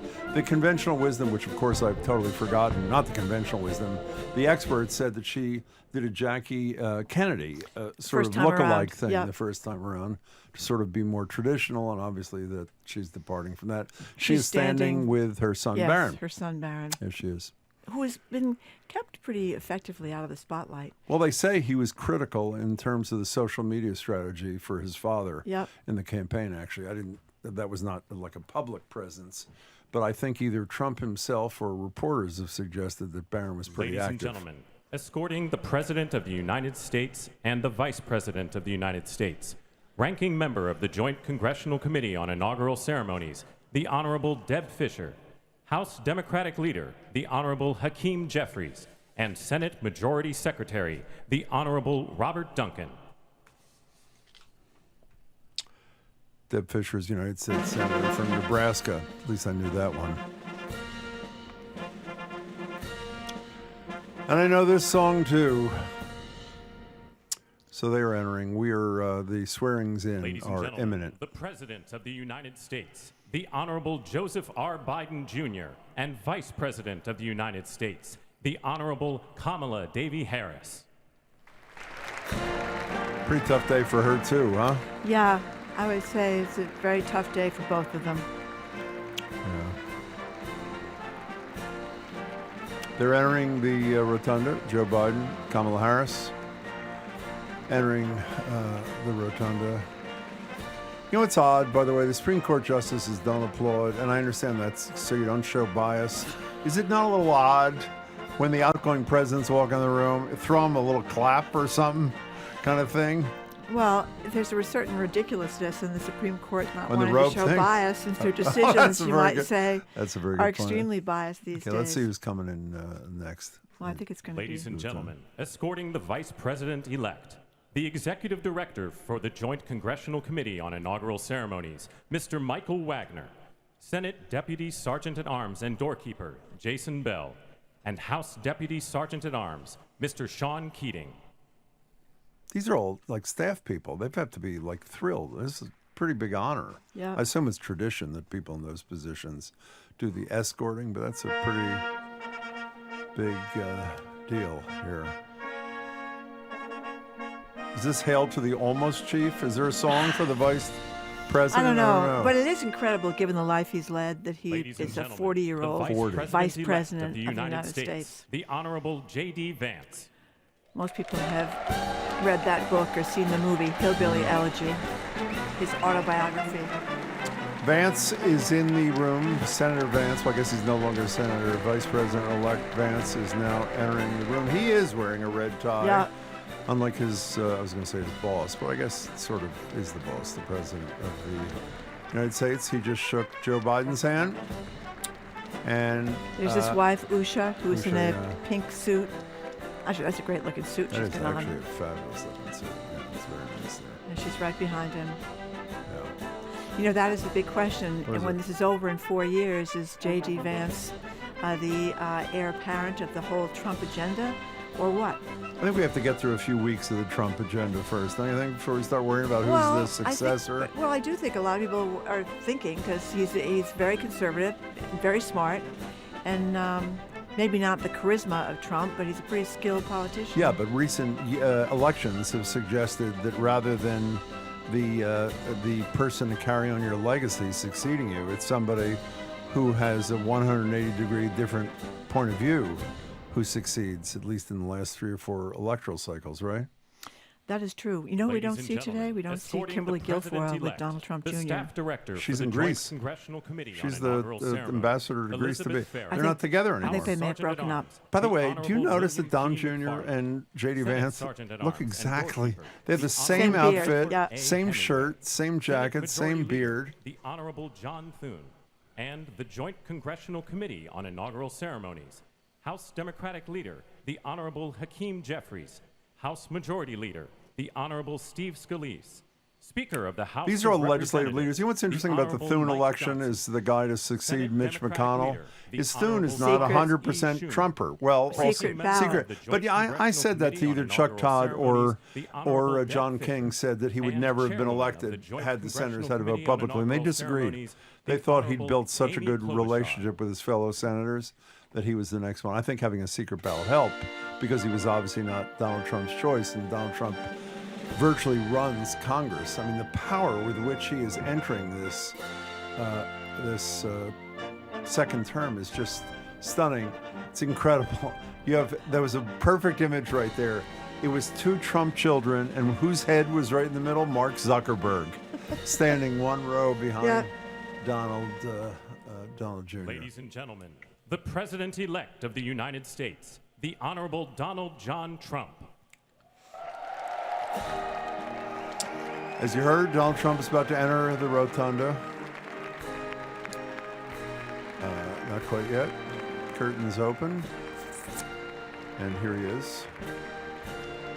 Rather incredible comeback, I have to say. It's an amazing comeback. I think, as so many people have said, you never would have thought January 6, 2021, this could happen, but it has happened, and American people are in favor of his policies in many cases, even if they're not big fans of him. The reason I was just laughing is because Trump walked over to Melania to kiss her, and Yeah. he could not kiss her Because of the hat. because the brow of the hat Yeah. got in the way. So You he can't got s- about an inch away. And you can't really see her eyes unless she tilts her head Can't. back. It kind of covers up her forehead and This is, eyebrows and part of true. her eyes. Rounding applause for the president-elect, needless to say. You know, interestingly, now I do know the color of the tie, which is purple. And what is purple? supposed to suggest. The A states little that bit are- of this, a little bit of Yeah, that. states kind of that are in thing. Yeah. transition. Yeah. It's USA chant, as I'm sure you're hearing at home. Is that Melania's father, by the way? Do you know if that guy there is standing next to I Melania? didn't see it quickly enough, Jim. I don't know Sorry. what the deal is. Okay, I've said to you Ladies about and gentlemen, 32 please times be seated. that the procedures are about to begin. Apparently now they are.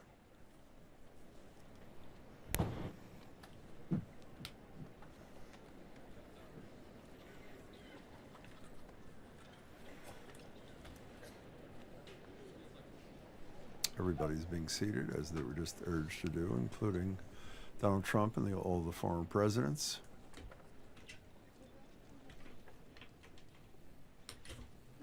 Trump is sitting next to Vance. They haven't been seen much together, I think we would all agree. No, it's been Elon kind of- Musk is Please Elon welcome Musk has the stepped chairwoman in. of the Joint Congressional Committee on Inaugural Ceremonies, the Honorable Amy Klobuchar. I want to be clear, she is from Minnesota. She is from Minnesota. It's Even though I okay. had her from Wisconsin a few minutes Good ago. morning, everyone. Welcome to the 60th presidential inauguration. Today, President-elect Trump and Vice President-elect Vance will take their oaths of office, and we will witness the peaceful transfer of power at the heart of our democracy.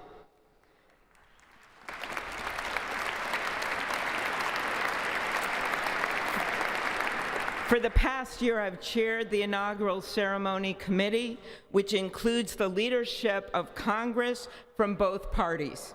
We thank the committee and Capitol staff and law enforcement who worked so hard over the last year, and especially the last 3 days. You've done a beautiful job, and you have shown grace under pressure.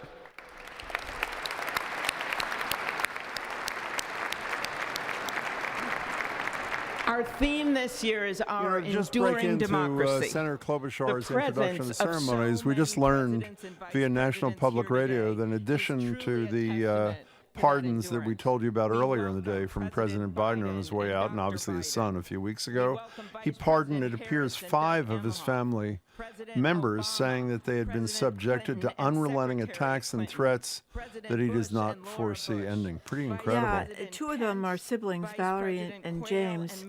I'm not sure who the other people are. We had Valerie on the show. Do you Yep, remember we Valerie did. Biden Yep. on the show? Back to Senator Klobuchar. All 9 of them, I counted. And of course, the Trump and Vance families.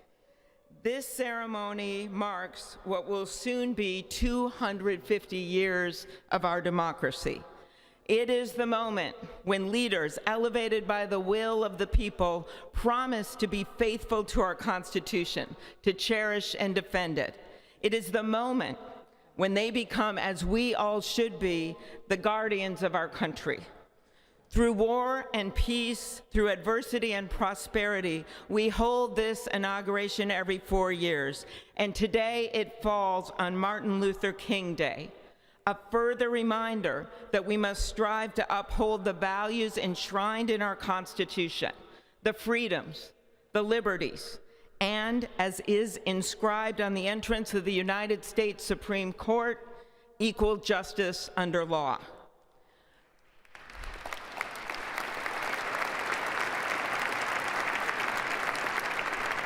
But what makes this moment more than a passing ceremony is all who are watching it across the country, the people of this nation, the ordinary people doing extraordinary things. President Kennedy, who at one point worked as a senator in this building and would often walk through this very rotunda, once said, "In a democracy, every citizen, regardless of interest in politics, holds office. Every one of us is in a position of responsibility." With that responsibility of citizenship comes an obligation not to seek out malice, as President Lincoln once reminded us, but to view others with a generosity of spirit despite our differences. With that responsibility of leadership comes an obligation to stand our ground when we must and find common ground when we can. With everything swirling around us, the hot mess of division, it is on all of us, to quote an incredible songwriter who just happened to be born in my state, to ensure that our nation's democracy is our shelter from the storm. There's a reason this ceremony takes place at the Capitol. In other countries, it might be in a presidential palace or a gilded executive office building. Here it is traditionally held at the Capitol, the People's House. It is a fitting reminder of the system of checks and balances that is the very foundation of our government, 3 equal branches of government. That is how, for nearly 250 years, our great American experiment, grounded in the rule of law, has endured. So, as we inaugurate a new president and vice president, let us remember that the power of those in this room comes from the people. The construction workers who build our country, the teachers and healthcare workers who nurture us, the troops defending our freedoms, and yes, the firefighters in Los Angeles putting themselves on the line for us.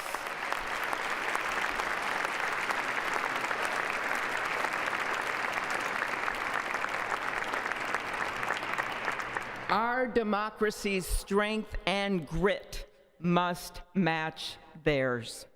May God bless our nation. Thank you.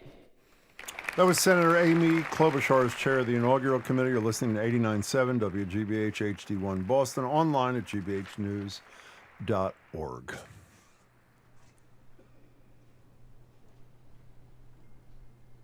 We are waiting for Senator Klobuchar is going back to her seat. Good afternoon. Endurance through the years is the ultimate test. To persevere through time is the truest measure of an idea, an institution, and a nation. Our founders wrote the Constitution so that America could withstand all This the is twists Senator Deb and Fisher turns from of Nebraska. time. She's the ranking Republican They wrote it to committee guide member of the us Inaugural Committee. and to preserve forever our right of life, liberty, and the pursuit of happiness. But as much as the truths and principles enshrined in our Constitution remain the same, our democracy promises the American people the power to change, to chart their own destiny. That's the beauty. That is the importance of democracy. It allows the endurance, the permanence of a nation through change. It allows nations like our United States both to avoid the obstacles and to seize the opportunities God has placed before us, all while staying true to our founding principles. Today is our country's 60th inauguration ceremony. Like all the others before it, it is a celebration of our right to set our uniquely American course. The past several years have been trying at times for many, many Americans, and also for the nations of the free world that we humbly strive to lead. In November, Americans chose again to steer this nation towards greatness, the secure, safe, and prosperous future that our founders envisioned for all of us. And today, we celebrate not only their decision to do so, but also the simple right and wisdom of a free people to make their own choice so that their nation might endure. And now, allow me to welcome Archbishop Timothy Dolan and Reverend Franklin Graham, who will deliver our invocation. Please rise.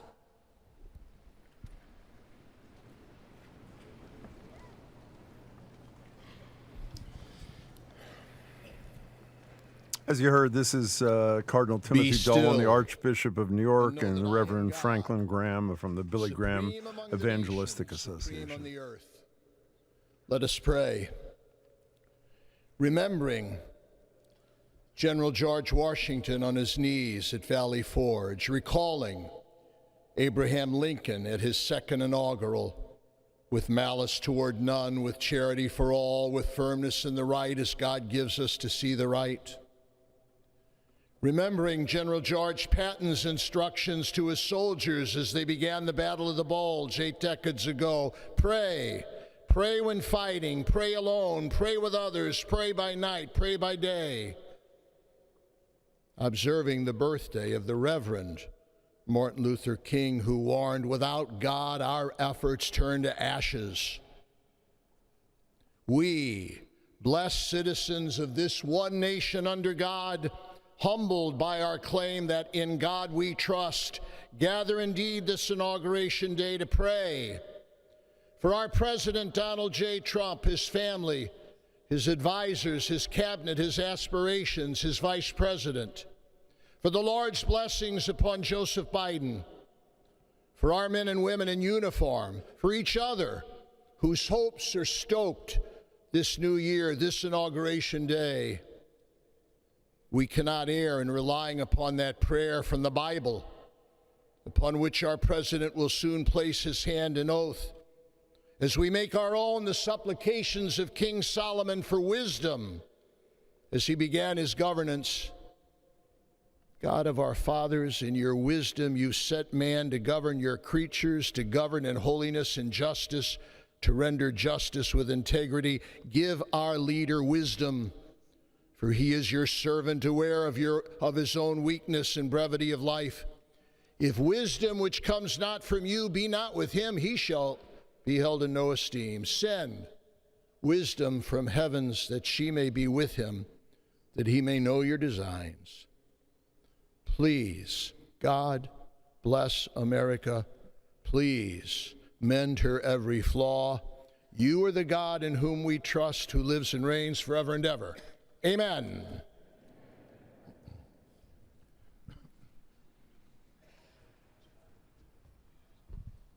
Next up is Reverend Franklin Graham, as I said, of Samaritan's Purse and the Billy Mr. Graham President, Evangelistic Association. The last 4 years, there are times I'm sure you thought it was pretty dark. But look what God has done. We praise him and give him glory.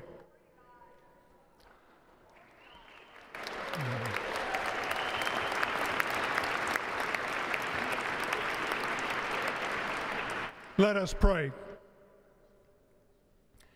Our Father and our God, thou hast said, blessed is the nation whose God is the Lord. As the prophet Daniel prayed, blessed be the name of God forever and ever.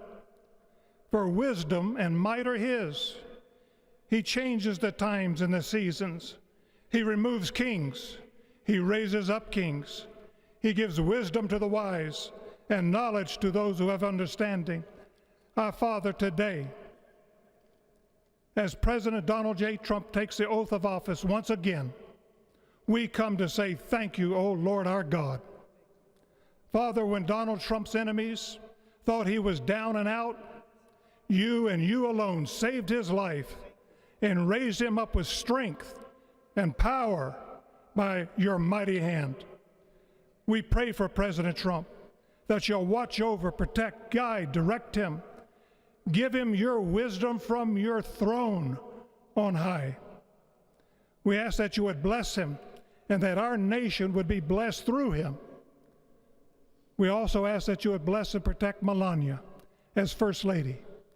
We thank you for the beauty, the warmth, and grace that she shows not only to this nation, but to the whole world. We thank you for Vice President-elect J.D. Vance and his wife Usha and their young family. May he be a strength to President Trump, to stand beside him, to hold up his arms like Aaron held up the arms of Moses in the midst of battle. The prophet Samuel reminded the people, it was you that brought them up from the land of Egypt. And he said, now stand still, that I may reason with you before the Lord. So, Father, we take this moment to stand still, to remember the great things that you have done for this nation. Thank you for the protection, the bounty, the freedoms that we so enjoy. We remember to keep our eyes fixed on you. And may our hearts be inclined to your voice.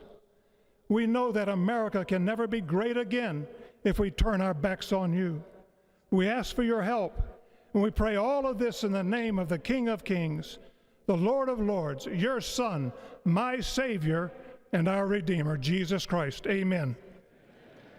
Ladies and gentlemen, please welcome Associate Justice Kavanaugh to administer the Vice Presidential Oath of Office. You heard it. Kavanaugh from the Supreme Court, Brett Kavanaugh, Associate Justice, will now swear in J.D. Vance as the next Vice President of the United States. I know I'm not the first one to say, I can't believe how much Franklin Graham looks like his father. He does. I never realized it till now. They're like doubles for each other. Vance's kids are getting a military escort in. Look how cute they look. They look at their little suits on. It's pretty great. And the youngest daughter's being carried by a family friend. But all three of the children are there. Please the two raise older your right boys hand and the younger little and repeat girl. after me. I, James David Vance, do solemnly swear. I, James David Vance, do solemnly swear that I will support and defend the Constitution of the United States. that I will support and defend the Constitution of the United States Against all enemies, foreign and domestic. against all enemies, foreign and domestic. That I will bear true faith. That I will bear true faith and allegiance to the same. and allegiance to the same. That I take this obligation freely. That I take this obligation freely without any mental reservation. without any mental reservation or purpose of evasion. or purpose of evasion. And that I will well and faithfully discharge. And that I will well and faithfully discharge the duties of the office. the duties of the office On which I am about to enter. on which I am about to enter. So help me God. So help me God. Congratulations, Mr. Vice President.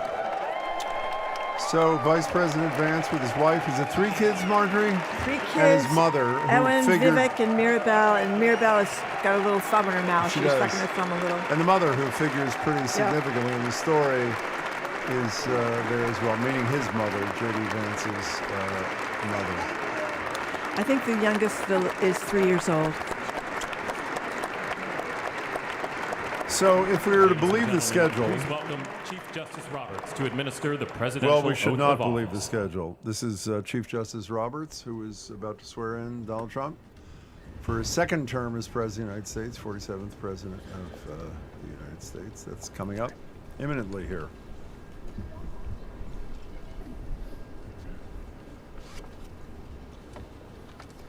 Please raise your right hand and repeat after me.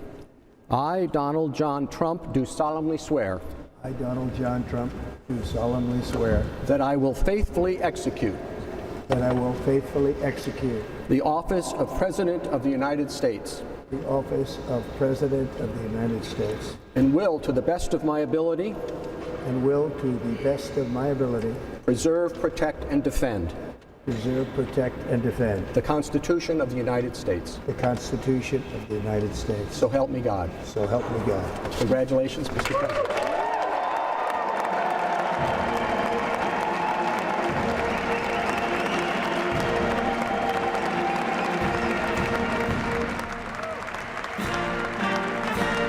It's 12:02. Donald Trump sworn in for his second term as President of the United States, shaking the hands of Joe Biden. And this juxtaposed, our colleagues just brought his photograph of Senator Fetterman from my home state of Pennsylvania walking into the ceremony in a sweatshirt and shorts. Yeah. I'm a casual kind of guy. I have to say it's disrespectful. Yeah, it's disrespectful. I would agree. Donald Trump shaking the hands of his children, attempting to kiss Melania. He's prevented by the hat brim for a second time, but I think the intention was clearly there. And fairly shortly we'll hear the inaugural address. And as you know, again, this is inside Rotunda, 750 people in the room as opposed to, 100 and some thousand or 200 and some thousand who allegedly had tickets for this thing. Yeah, it's cold. It doesn't. Other presidents had quite cold. JFK, Obama had cold inaugurals as well. Nothing was as cold as Ronald Reagan's second one. It was 7 degrees. Remember that? You know, I learned 7 this morning degrees. from Dave Epstein on our What? station. It was the coldest inaugural day for Reagan's second. You know what the hottest inaugural day was? Reagan's first. Is that right? Thank you, Dave Epstein. Yeah, I didn't know that.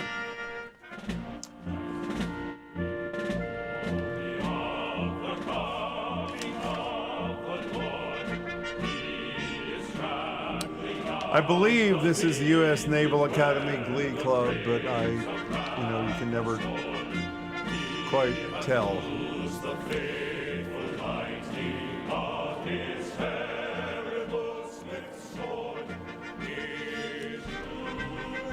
And now, theoretically, not theoretically, ordinarily presidents after this walk down, was it Pennsylvania Boulevard? What do they do? Pennsylvania they have a Avenue, parade. I'm sorry. They have a parade down But because of the Pennsylvania cold, Avenue, it's not. that's right. So they've announced that there will be a, quote, parade at the Capital One Arena. I don't know I don't know what how that you means. do that inside, but Maybe they walk around. I don't know what the... Once John again, F- I'm sorry, go ahead. John F. Kennedy's was 22 degrees and 8 inches of snow on the ground. And what was he not wearing? He was not wearing a An top overcoat. coat He or was a not. hat. Barack Obama, they said it was 28 degrees there, but boy, I was there. It felt a lot colder than that when my pen froze.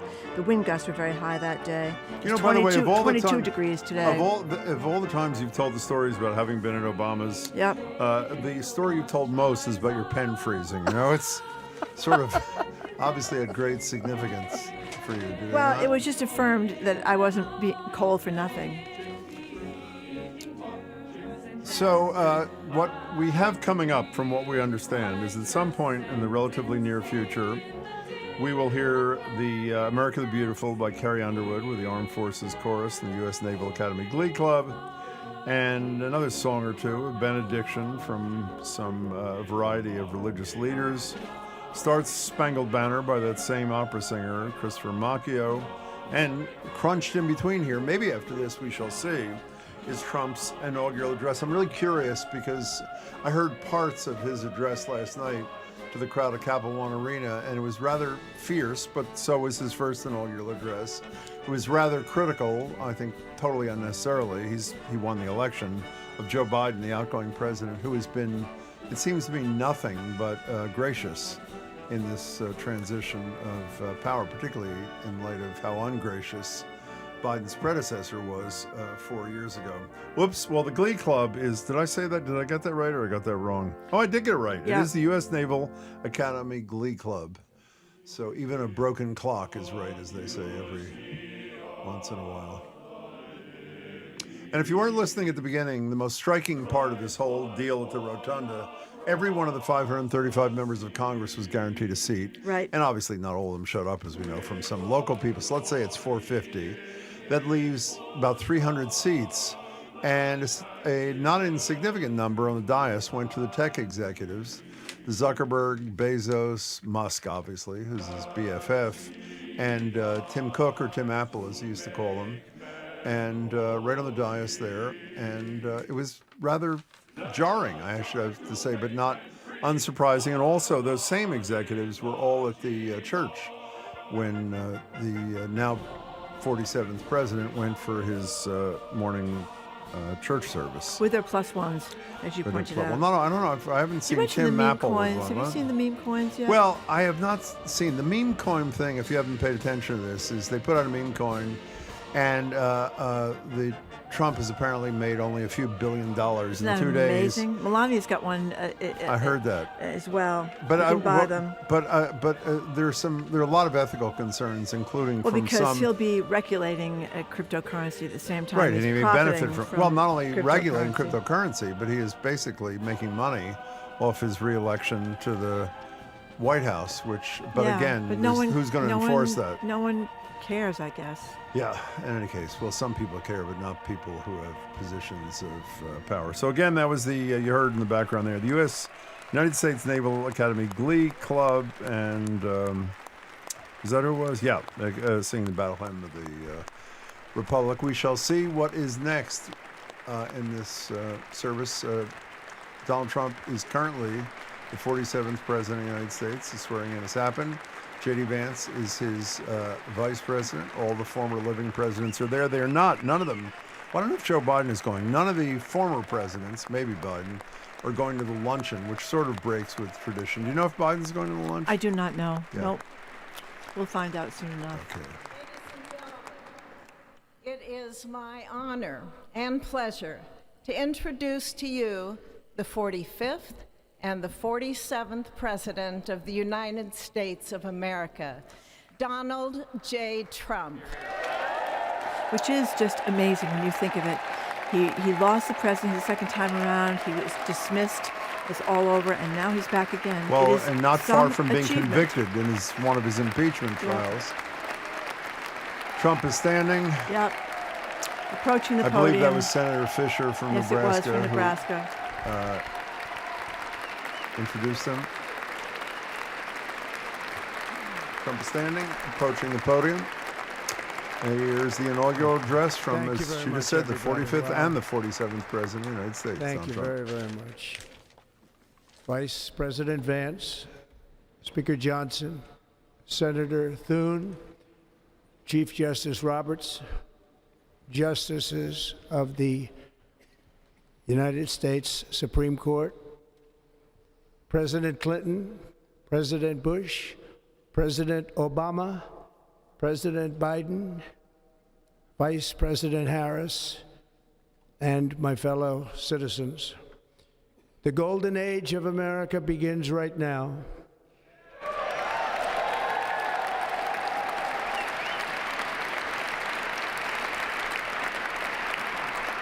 From this day forward, our country will flourish and be respected again all over the world.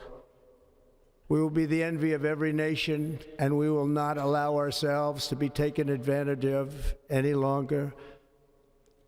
During every single day of the Trump administration, I will very simply put America first.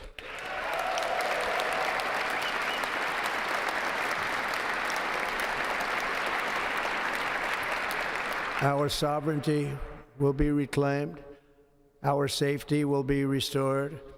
The scales of justice will be rebalanced. The vicious, violent, and unfair weaponization of the Justice Department and our government will end.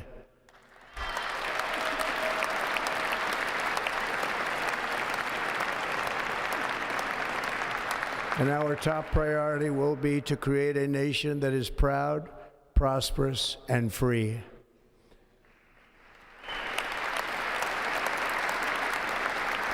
America will soon be greater, stronger, and far more exceptional than ever before. I return to the presidency confident and optimistic that we are at the start of a thrilling new era of national success. A tide of change is sweeping the country, sunlight is pouring over the entire world, and America has the chance to seize this opportunity like never before. But first, we must be honest about the challenges we face. While they are plentiful, they will be annihilated by this great momentum that the world is now witnessing in the United States of America. As we gather today, our government confronts a crisis of trust. For many years, a radical and corrupt establishment has extracted power and wealth from our citizens while the pillars of our society lay broken and seemingly in complete disrepair. We now have a government that cannot manage even a simple crisis at home, while at the same time stumbling into a continuing catalog of catastrophic events abroad. It fails to protect our magnificent, law-abiding American citizens, but provides sanctuary and protection for dangerous criminals, many from prisons and mental institutions that have illegally entered our country from all over the world. We have a government that has given unlimited funding to the defense of foreign borders, but refuses to defend American borders or, more importantly, its own people. Our country can no longer deliver basic services in times of emergency, as recently shown by the wonderful people of North Carolina, been treated so badly.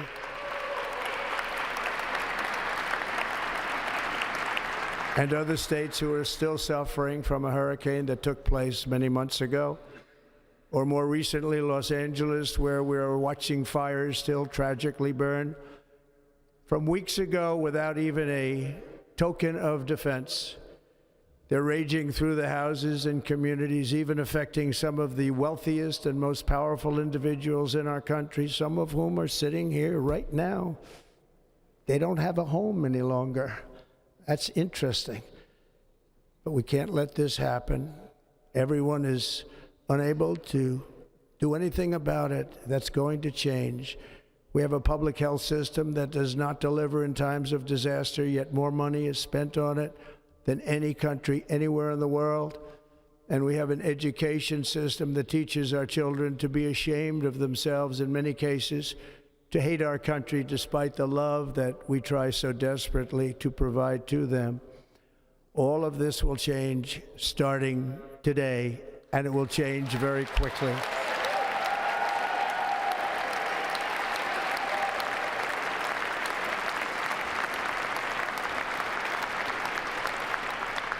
My recent election is a mandate to completely and totally reverse a horrible betrayal and all of these many betrayals that have taken place, and to give the people back their faith, their wealth, their democracy, and indeed their freedom. From this moment on, America's decline is over.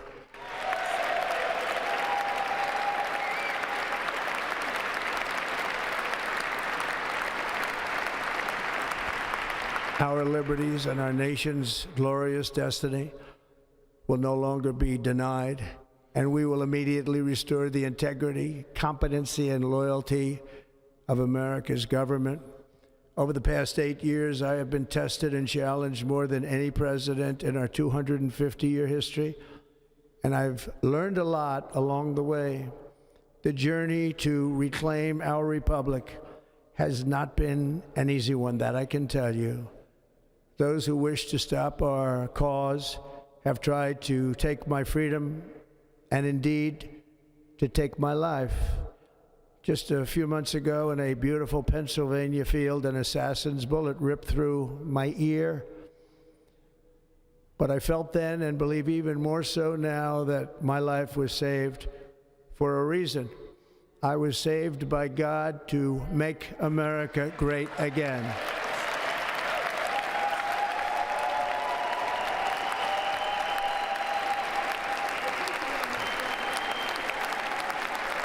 Thank you. Thank you.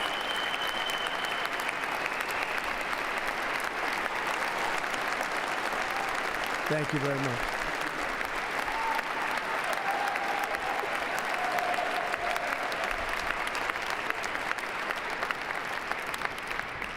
That is why each day under our administration of American patriots, we will be working to meet every crisis with dignity and power and strength. We will move with purpose and speed to bring back hope, prosperity, safety, and peace for citizens of every race, religion, color, and creed. For American citizens, January 20th, 2025 is Liberation Day.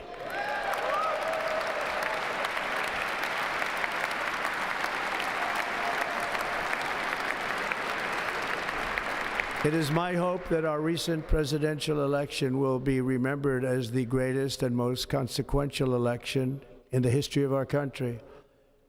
As our victory showed, the entire nation is rapidly unifying behind our agenda with dramatic increases in support from virtually every element of our society, young and old, men and women, African Americans, Hispanic Americans, Asian Americans, urban, suburban, rural.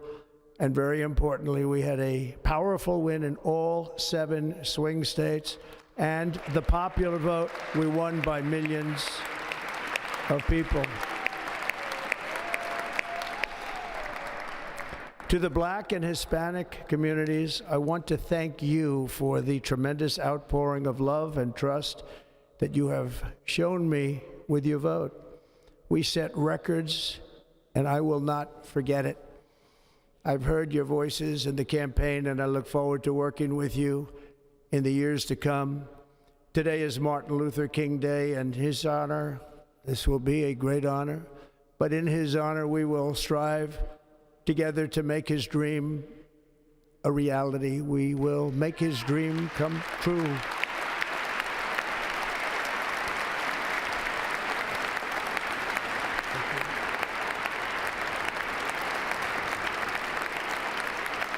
Thank you. Thank you. National unity is now returning to America, and confidence and pride is soaring like never before. In everything we do, my administration will be inspired by a strong pursuit of excellence and unrelenting success. We will not forget our country.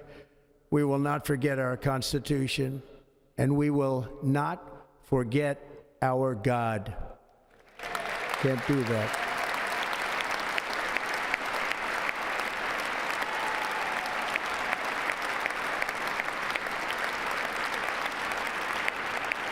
Today, I will sign a series of historic executive orders. With these actions, we will begin the complete restoration of America and the revolution of common sense. It's all about common sense. First, I will declare a national emergency at our southern border.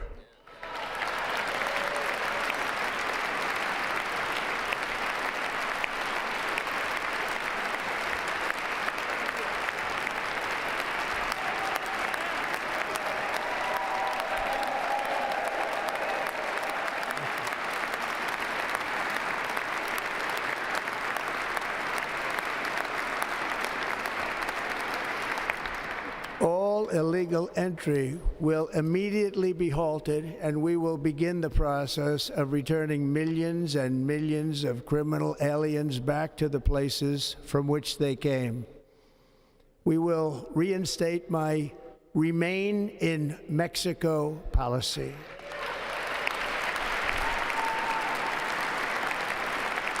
I will end the practice of catch and release. And I will send troops to the southern border to repel the disastrous invasion of our country.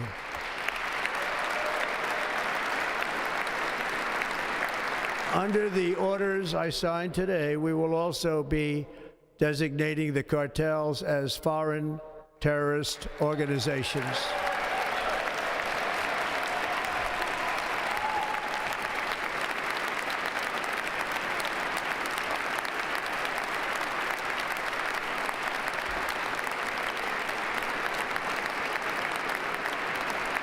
And by invoking the Alien Enemies Act of 1798, I will direct our government to use the full and immense power of federal and state law enforcement to eliminate the presence of all foreign gangs and criminal networks, bringing devastating crime to U.S. soil, including our cities and inner cities.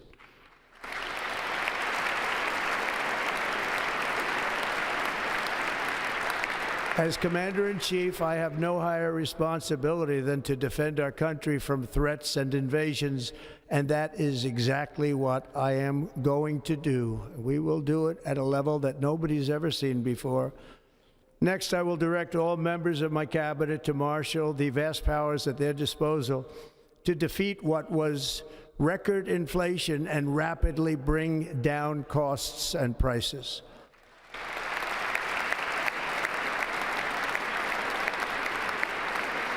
The inflation crisis was caused by massive overspending and escalating energy prices, and that is why today I will also declare a national energy emergency. We will drill, baby, drill.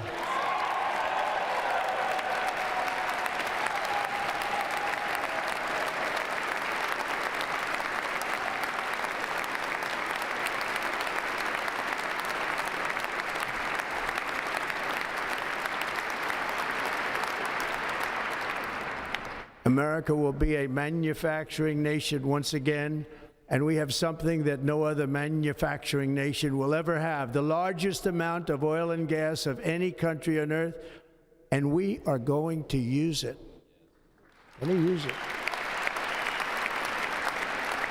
We will bring prices down, fill our strategic reserves up again right to the top, and export American energy all over the world. We will be a rich nation again, and it is that liquid gold under our feet that will help to do it. With my actions today, we will end the Green New Deal and we will revoke the electric vehicle mandate, saving our auto industry and keeping my sacred pledge to our great American auto workers.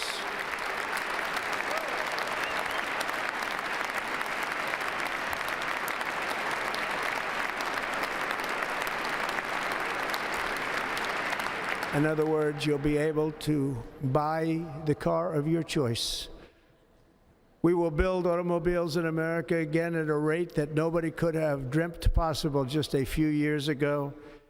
And thank you to the auto workers of our nation for your inspiring vote of confidence. We did tremendously with their vote. I will immediately begin the overhaul of our trade system to protect American workers and families. Instead of taxing our citizens to enrich other countries, we will tariff and tax foreign countries to enrich our citizens.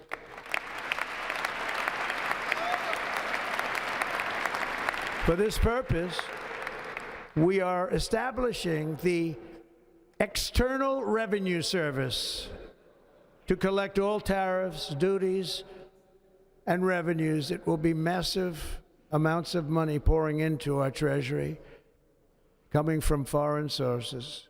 The American dream will soon be back and thriving like never before to restore competence and effectiveness to our federal government.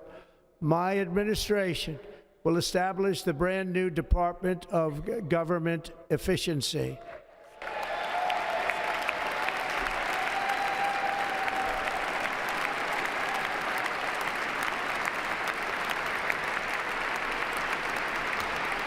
After years and years of illegal and unconstitutional federal efforts to restrict free expression, I will also sign an executive order to immediately stop all government censorship and bring back free speech to America.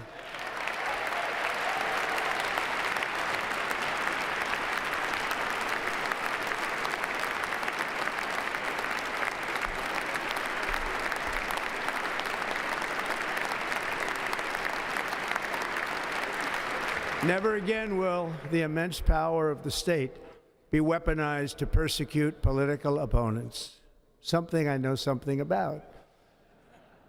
We will not allow that to happen. It will not happen again. Under my leadership, we will restore fair, equal, and impartial justice under the constitutional rule of law.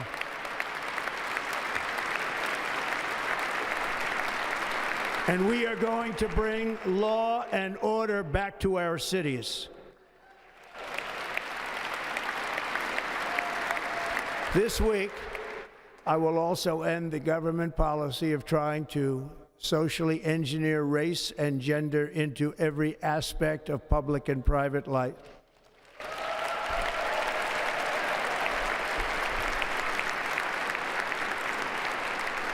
We will forge a society that is colorblind and merit-based.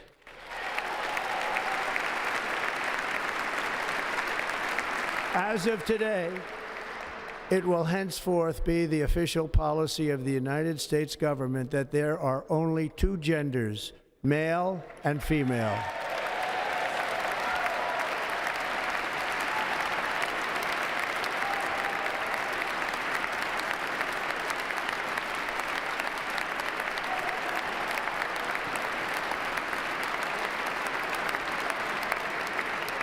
This week, I will reinstate any service members who were unjustly expelled from our military for objecting to the COVID vaccine mandate with full back pay.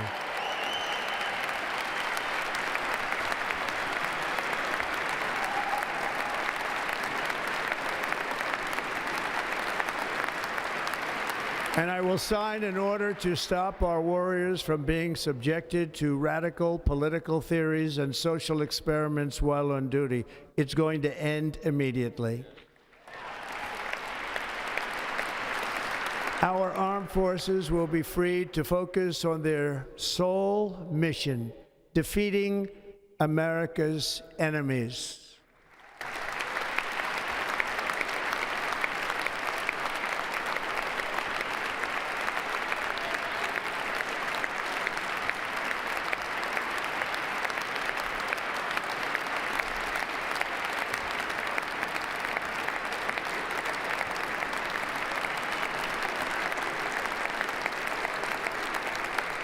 Like in 2017, we will again build the strongest military the world has ever seen.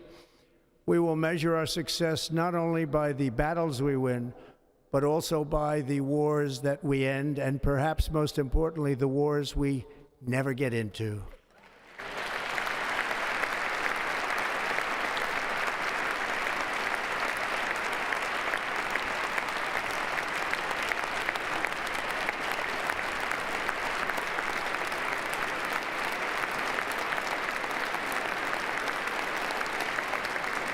My proudest legacy will be that of a peacemaker and unifier. That's what I want to be, a peacemaker and a unifier.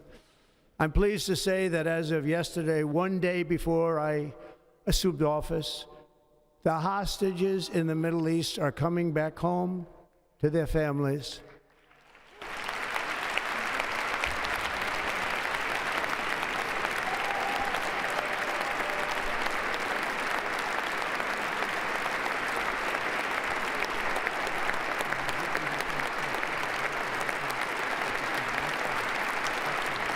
Thank you. America will reclaim its rightful place as the greatest, most powerful, most respected nation on earth, inspiring the awe and admiration of the entire world. A short time from now, we are going to be changing the name of the Gulf of Mexico to the Gulf of America, and we will restore the name of a great president, William McKinley, to Mount McKinley, where it should be and where it belongs.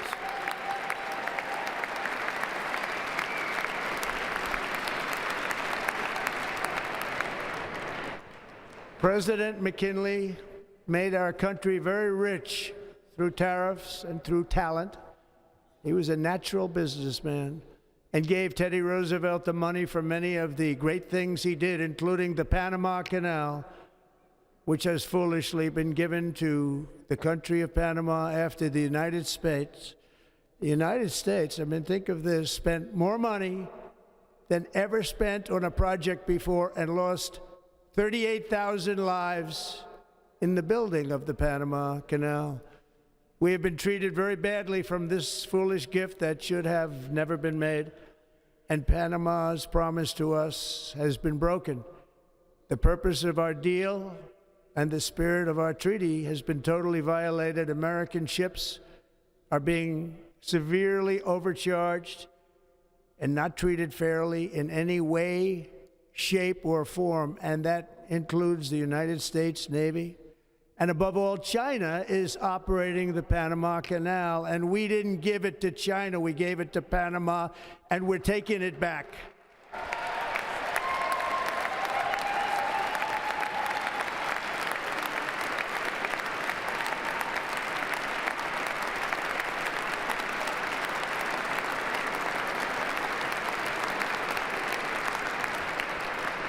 Above all, my message to Americans today is that it is time for us to once again act with courage, vigor, and the vitality of history's greatest civilization.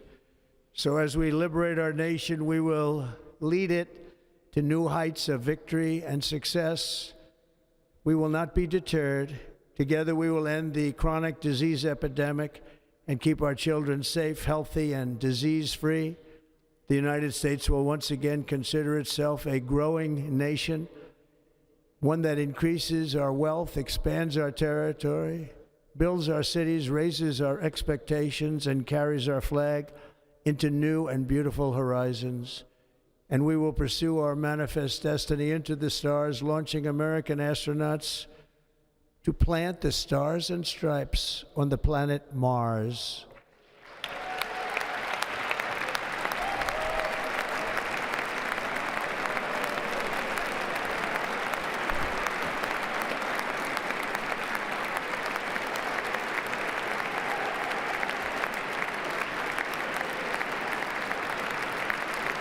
Ambition is the lifeblood of a great nation. And right now, our nation is more ambitious than any other. There's no nation like our nation. Americans are explorers, builders, innovators, entrepreneurs, and pioneers. The spirit of the frontier is written into our hearts.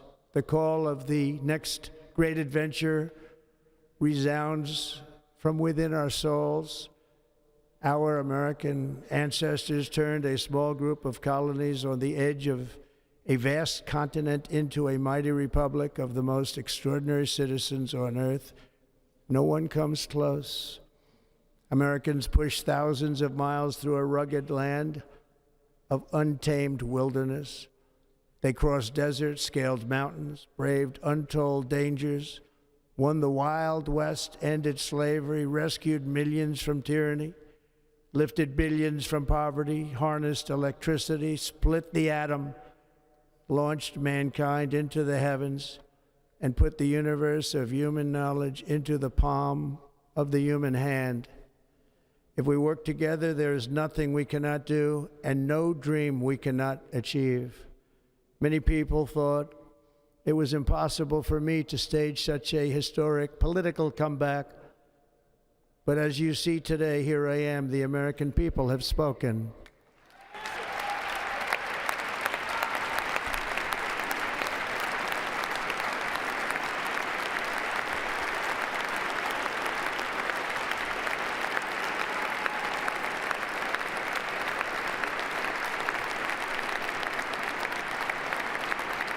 I stand before you now as proof that you should never believe that something is impossible to do.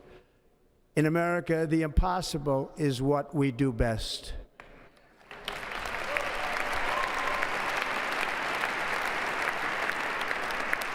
From New York to Los Angeles, from Philadelphia to Phoenix, from Chicago to Miami, from Houston to right here in Washington, D.C., our country was forged and built by the generations of patriots who gave everything they had for our rights and for our freedom. They were farmers and soldiers, cowboys and factory workers, steel workers and coal miners, police officers and pioneers who pushed onward, marched forward, and let no obstacle defeat their spirit or their pride. Together they laid down the railroads, raised up the skyscrapers, built great highways, won 2 world wars, defeated fascism and communism, and triumphed over every single challenge that they faced. After all we have been through together, we stand on the verge of the 4 greatest years in American history. With your help, we will restore America, promise, and we will rebuild the nation that we love, and we love it so much. We are one people, one family, and one glorious nation under God. So to every parent who dreams for their child, and every child who dreams for their future, I am with you, I will fight for you, and I will win for you. We're going to win like never before.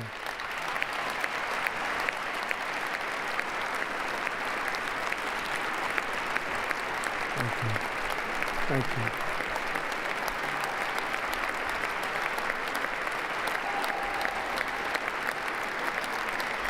Thank you. Thank you. In recent years, our nation has suffered greatly, but we are going to bring it back and make it great again, greater than ever before. We will be a nation like no other, full of compassion, courage, and exceptionalism. Our power will stop all wars and bring a new spirit of unity to a world that has been angry, violent, and totally unpredictable. America will be respected again and admired again, including by people of religion, faith, and goodwill. We will be prosperous. We will be proud. We will be strong, and we will win like never before. We will not be conquered. We will not be intimidated. We will not be broken, and we will not fail. From this day on, the United States of America will be a free, sovereign, and independent nation. We will stand bravely. We will live proudly. We will dream boldly, and nothing will stand in our way because we are Americans. The future is ours, and our golden age has just begun. Thank you. God bless America. Thank you all. Thank you. Second inaugural address from Donald Trump. I have to say, new standards of lack of graciousness to your predecessors, particularly considering how gracious Joe Biden has been today. If you tuned in midway, could you give us the highlights, Marjorie, before we take a break? Well, he basically, President-elect Trump, or President Trump now, began the speech by saying the golden age of America begins right now. He talked about how we're going to begin right now to flourish, no longer be taken advantage of. Everyone's going to be safe. Then he launched into the criticisms of apparently where we all have been living these last 4 years. He said the government can't handle a single crisis at home, can't protect its citizens, we can't deliver even on basic services. He alluded to the North Carolinians and the hurricane there, and Los Angeles, watching the fires burn in Los Angeles, talked about people in the audience who lost their homes. And then he alluded to his own legal problems, saying over the last 8 years he's been tested and challenged more than any other president in history. They tried to take away his freedom and take away his life. He talked about being grazed by a bullet in Pennsylvania. Then he outlined some of his executive orders. The first one, which got a massive standing ovation from the crowd, was to declare an emergency at the southern border on day one to reinstate his Remain in Mexico program, send troops to the border. Second thing he mentioned, executive order-wise, defeating record inflation, massive overspending. Then he devoted a lot of time to undermining any kind of efforts to save the climate. He talked about drill, baby, drill, a national emergency for energy-wise. He's going to declare, get rid of the electric vehicle mandate, and By the way, he's supposedly, just so this list you're going down, theoretically, he's going to sign these executive orders today. Yeah. Maybe at the Capital One Arena after the ceremony. He referred to oil as the liquid gold of and the key to our nation's wealth. Then he talked about, this was the fourth thing, executive order-wise, tariffs and tax foreign countries coming in. He talked about the Department of Government Efficiency, which of course is Elon Musk. Stop all censorship, return free speech. And then he also went on to say that there are going to be, in the United States of America, only two genders, male and female, as an assault on, obviously, transgender rights. Did you mention he's going to end all diversity programs? And I have to say, he's he already end all began. Diversity programs, yep. Because if you look at the 750 people in the room, that is about as undiverse a room as one can possibly He didn't mention imagine. the hostages until 31 minutes into his speech, but he did finally mention them, and he also mentioned turning the Gulf of America into the Gulf of Mexico into the Gulf of America, taking back the Panama Canal. Did he mention the so-called, as what he calls them, the J6 hostages? He did not. Did he? He did not, which is interesting because polls show that most Americans do not want massive pardonings of the J6 hostages. Here's Carrie Underwood singing, what is she singing? America the Beautiful. America, God shed his grace on thee and crown thy good with brotherhood from sea to shining sea.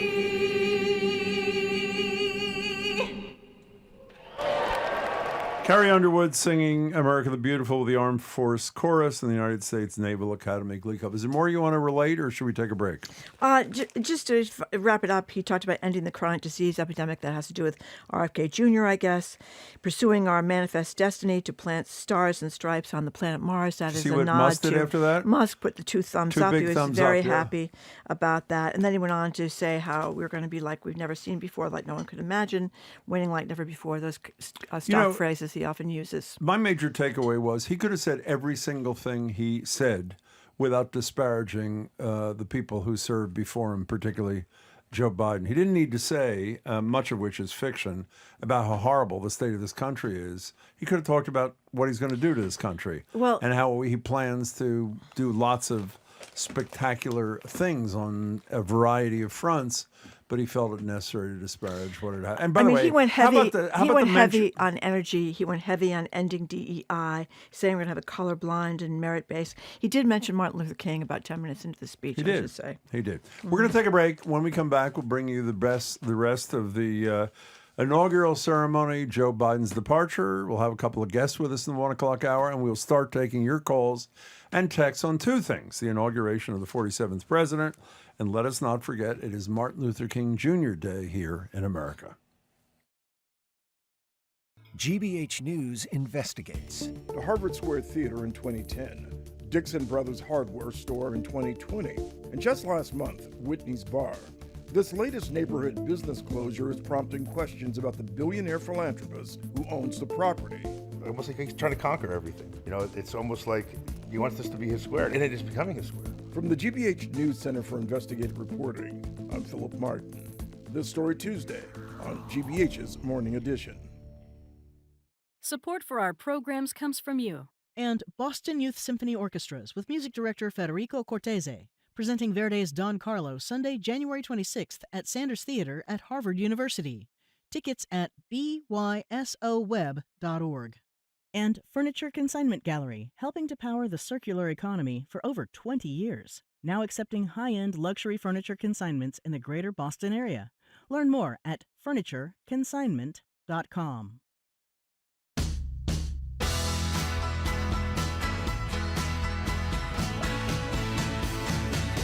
Welcome back to Boston Public Radio. You're listening to Jim Browdy and Marjorie again. We just heard the inaugural address of Donald Trump, return to the presidency, 47th president of the United States. This ceremony is about to end, a little more singing. There's a benediction going on as we speak.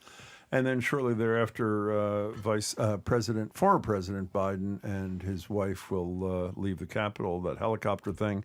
He may make remarks. If he does, we'll bring them to you. You know, for those who are not happy today, something else is happening today, which is the annual celebration of the life and legacy of Reverend Martin Luther King Jr. And I thought it'd be interesting for those who are feeling despair to listen to a few things he had to say right here on WGBH, that'd be Reverend King, in 1963 when he's talking about nonviolent resistance. Here's Reverend King.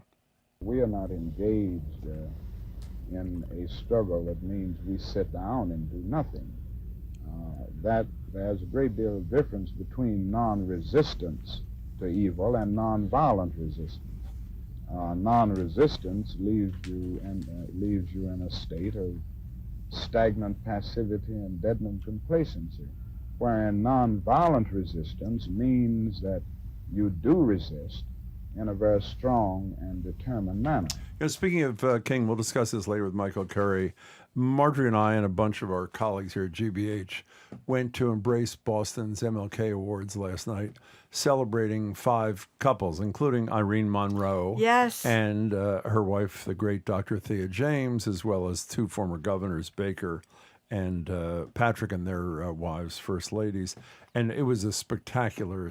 We'll talk more about it with Michael Curry a little bit later in the day. But as I say, if you have any thoughts about this inauguration of Donald Trump, and would like to also talk about the coincidence that I think for the second time, Martin Luther King Jr. Day is celebrated on the same day, we'd love to hear from you at 877-301-8970, or you can text us at that very same number. Well, a lot of our texters say they've turned us off because they don't want to hear about I had a feeling it might be. about the inauguration today. But some of them must be listening because they are texting us. So, Do you ever think during that whole thing? I mean, it's very hard to be looking, if you're watching this, it's very hard to be looking at a ceremony of such magnitude at the Rotunda and not think about what happened in that very same room and that same building 4 years ago. There's a second thing. To the pardons. He didn't mention He the didn't pardons, mention, which is quite surprising. Well, maybe he's concerned about them because, as you said, Yeah. I think it's 2/3 of the American people. They don't oppose all pardons for January 6th, but they surely oppose some. And I'm assuming the ones they oppose and should oppose are for those people who attacked law enforcement officers. But the second thing is, which was never mentioned because I guess you're not supposed, but the reality is the reality. This was a convicted sentenced felon, first time in American history, taking the oath of office in a room where his followers attempted to overthrow the government of the United States. By the way, this is fact, friends. If there are those of you out there who are big Trump fans, it doesn't change the reality. They were facts. Speaking of facts or no facts, do you see who the camera focused on near the end of his speech? Two alleged news people. Tucker Carlson and Laura Ingraham. Yeah, Tucker Carlson, who was fired by Fox News after a lot of indication that he knew the election wasn't stolen and said so anyway. And Laura Ingraham was also there. She has a show, as you may know, on Fox News as well. So 877-301-89 is 877-301-8970 is the number if you want to call or text when we can take some calls. We have some calls coming in, Jim. Yeah, we'll get to them in a couple of seconds here. There's virtually, it is striking because I'm looking down the list of executive orders that NPR and others were saying before. We should expect sometime today. Reinstitution of Title 42. That was the expulsion of all asylum seekers based on a public health thing, mass deportation. Did he mention end of birthright citizenship? I did not hear him mention end of birth. That's something else that people aren't keen on. Tariffs. Did he mention TikTok? He did not mention He TikTok. did mention free speech, and I assume that was intended to be an umbrella to cover the alleged 90-day pause in the disappearance of TikTok. It's actually back up, as I'm sure the 170 million people who were on the app. He did Drill say Baby Drill. Yeah, Bill Baby Drill was big, and that got a big standing ovation. End of the so-called mandate. And when they talk about the EV mandate, it's a misnomer. What he basically means is because of the requirement to meet so many miles per gallon, it was, limit greenhouse gas emissions. Obviously, EVs had to come into play. He's going to repeal that. And end of DEI for wherever he could, including among federal employees. You know what he also didn't mention? Did he mention everybody's got to return to work? That's allegedly going to be all the federal employees. No, he did not mention But that. the most significant thing that was on his executive order list that we hear he's going to sign later today, the most significant omission, and obviously he did the trans thing announcement, is what he calls the J6 hostages. Now, what do you make of that? I don't know. I just know that when you look at what people are concerned about, I mean, obviously people are concerned about the border, they're concerned about pricing, they're concerned about the cost of things, but there's not a lot of enthusiasm because people saw what happened. I think that there's a feeling that perhaps if you were beating up cops and breaking down windows, maybe you should be doing some time. One of our colleagues typed us a note. He hit all the oligarchic, if that's the word, interests. Free speech, well, I hope we all believe in free speech. Space exploration, I sort of like that too. But natural gas, I'm not on that tomorrow boat. at the library, we're going to be talking to the former head of the EPA here in Massachusetts and New England.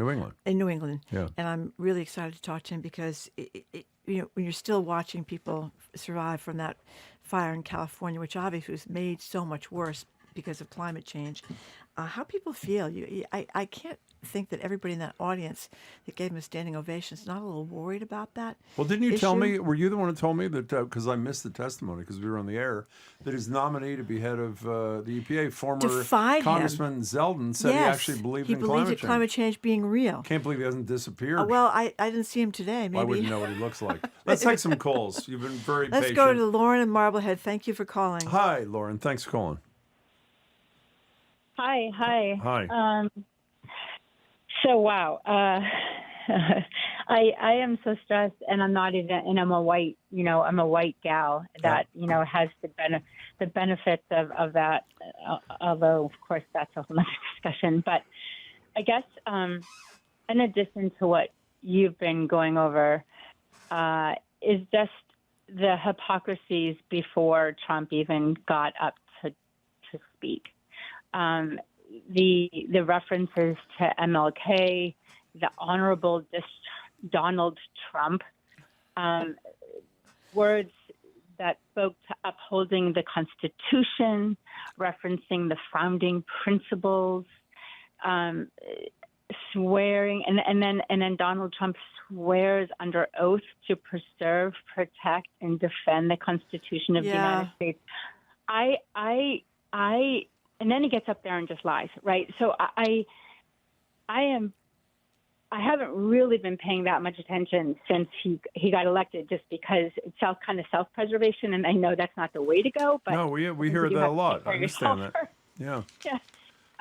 And I did listen to the whole thing, although usually when I listen to him, it makes me want to hurl. But I got through it all, and I'm not a big drinker, but I might be upping the ante on that one over the next 4 years. But, Lauren, can I interrupt you? I don't disagree with virtually anything you said, but there's one thing that I think needs interjecting. The American public knew every single thing that you're talking about, or at least the vast majority of them, and they decided he was the best person to lead this country. So when I think about things like you're talking about, I think less about Donald Trump and more about the fact that, 49% of those who chose to vote decided the man with those characteristics was the right person to lead us into the future. Jim, I'm right there with you. Yeah. Jim, I'm 100% with you. I'm as appalled at that as I am everything else under this whole umbrella of chaos. So right with you.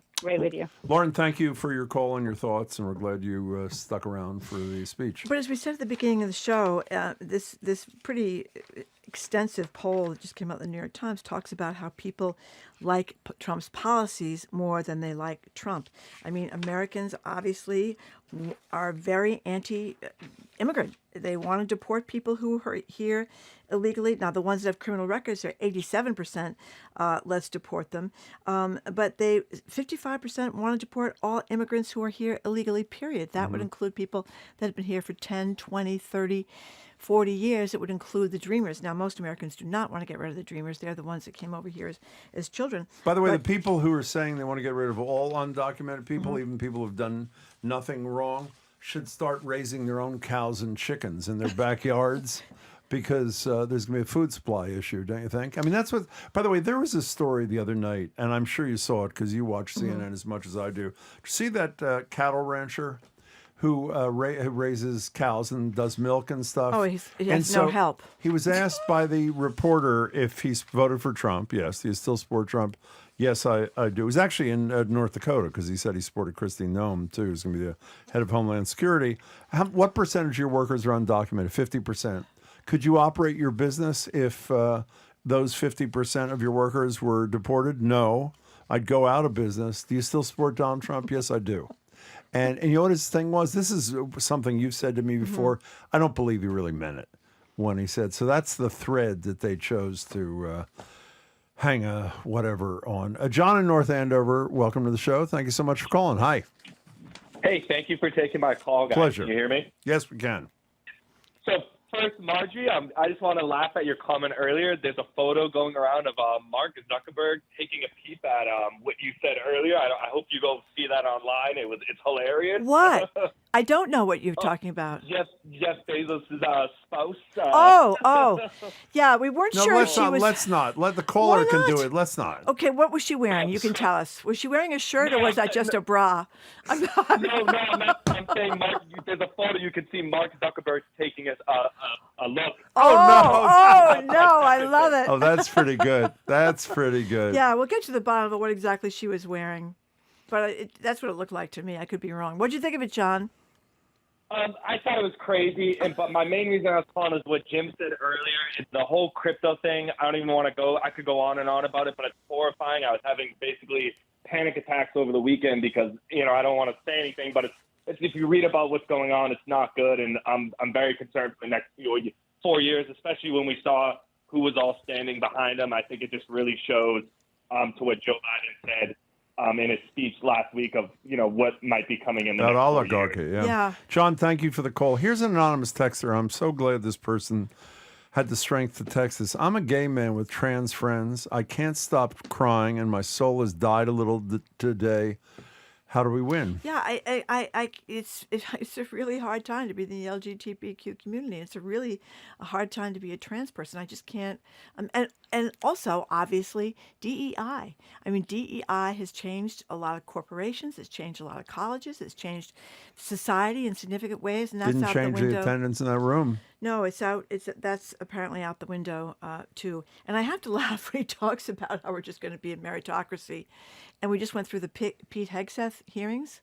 I mean, what are you talking about? There's no meritocracy. We call him there. Secretary of Defense. We don't call him Secretary Pete of Hegseth. Defense. But so he certainly didn't get the job because he's someone that knows what he's talking about and knows what he's doing. We got a break for the 1 o'clock news. Matt is concerned that we were going to go to war with Panama. We're not going to go to war with Panama. It does look like a bra to me, actually, Sanchez. Well, it looks like And Zuckerberg. Look but you don't know if that's AI. We don't know. I We don't don't think know. that's real. We don't know. Remember, you can access thousands of hours of PBS programs online with GBH Passport. If you're already a member, just register online today or become a member and sign up instantly at gbh.org/passport. Support for GBH comes from you. And the Skating Club of Boston, presenting the ISU World Figure Skating Championships with over 300 athletes competing at TD Garden March 25th through 30th for the title of World Champion. Tickets at isuworlds2025.com. And Safety Insurance, offering a variety of home insurance products to cover your home's increased value. You can ask an independent agent about safety insurance. Safety Insurance. We'll help you manage life's storms. You're listening to 89.7 WGBH, HD1 Boston. Online at gbhnews.org. GBH News, what matters to you? Live from NPR News in Washington, I'm Lakshmi Singh. President Trump's 4-year battle to get back to the White House is complete. I, Donald John Trump, do solemnly swear. I, Donald John Trump, do solemnly swear that I will faithfully execute the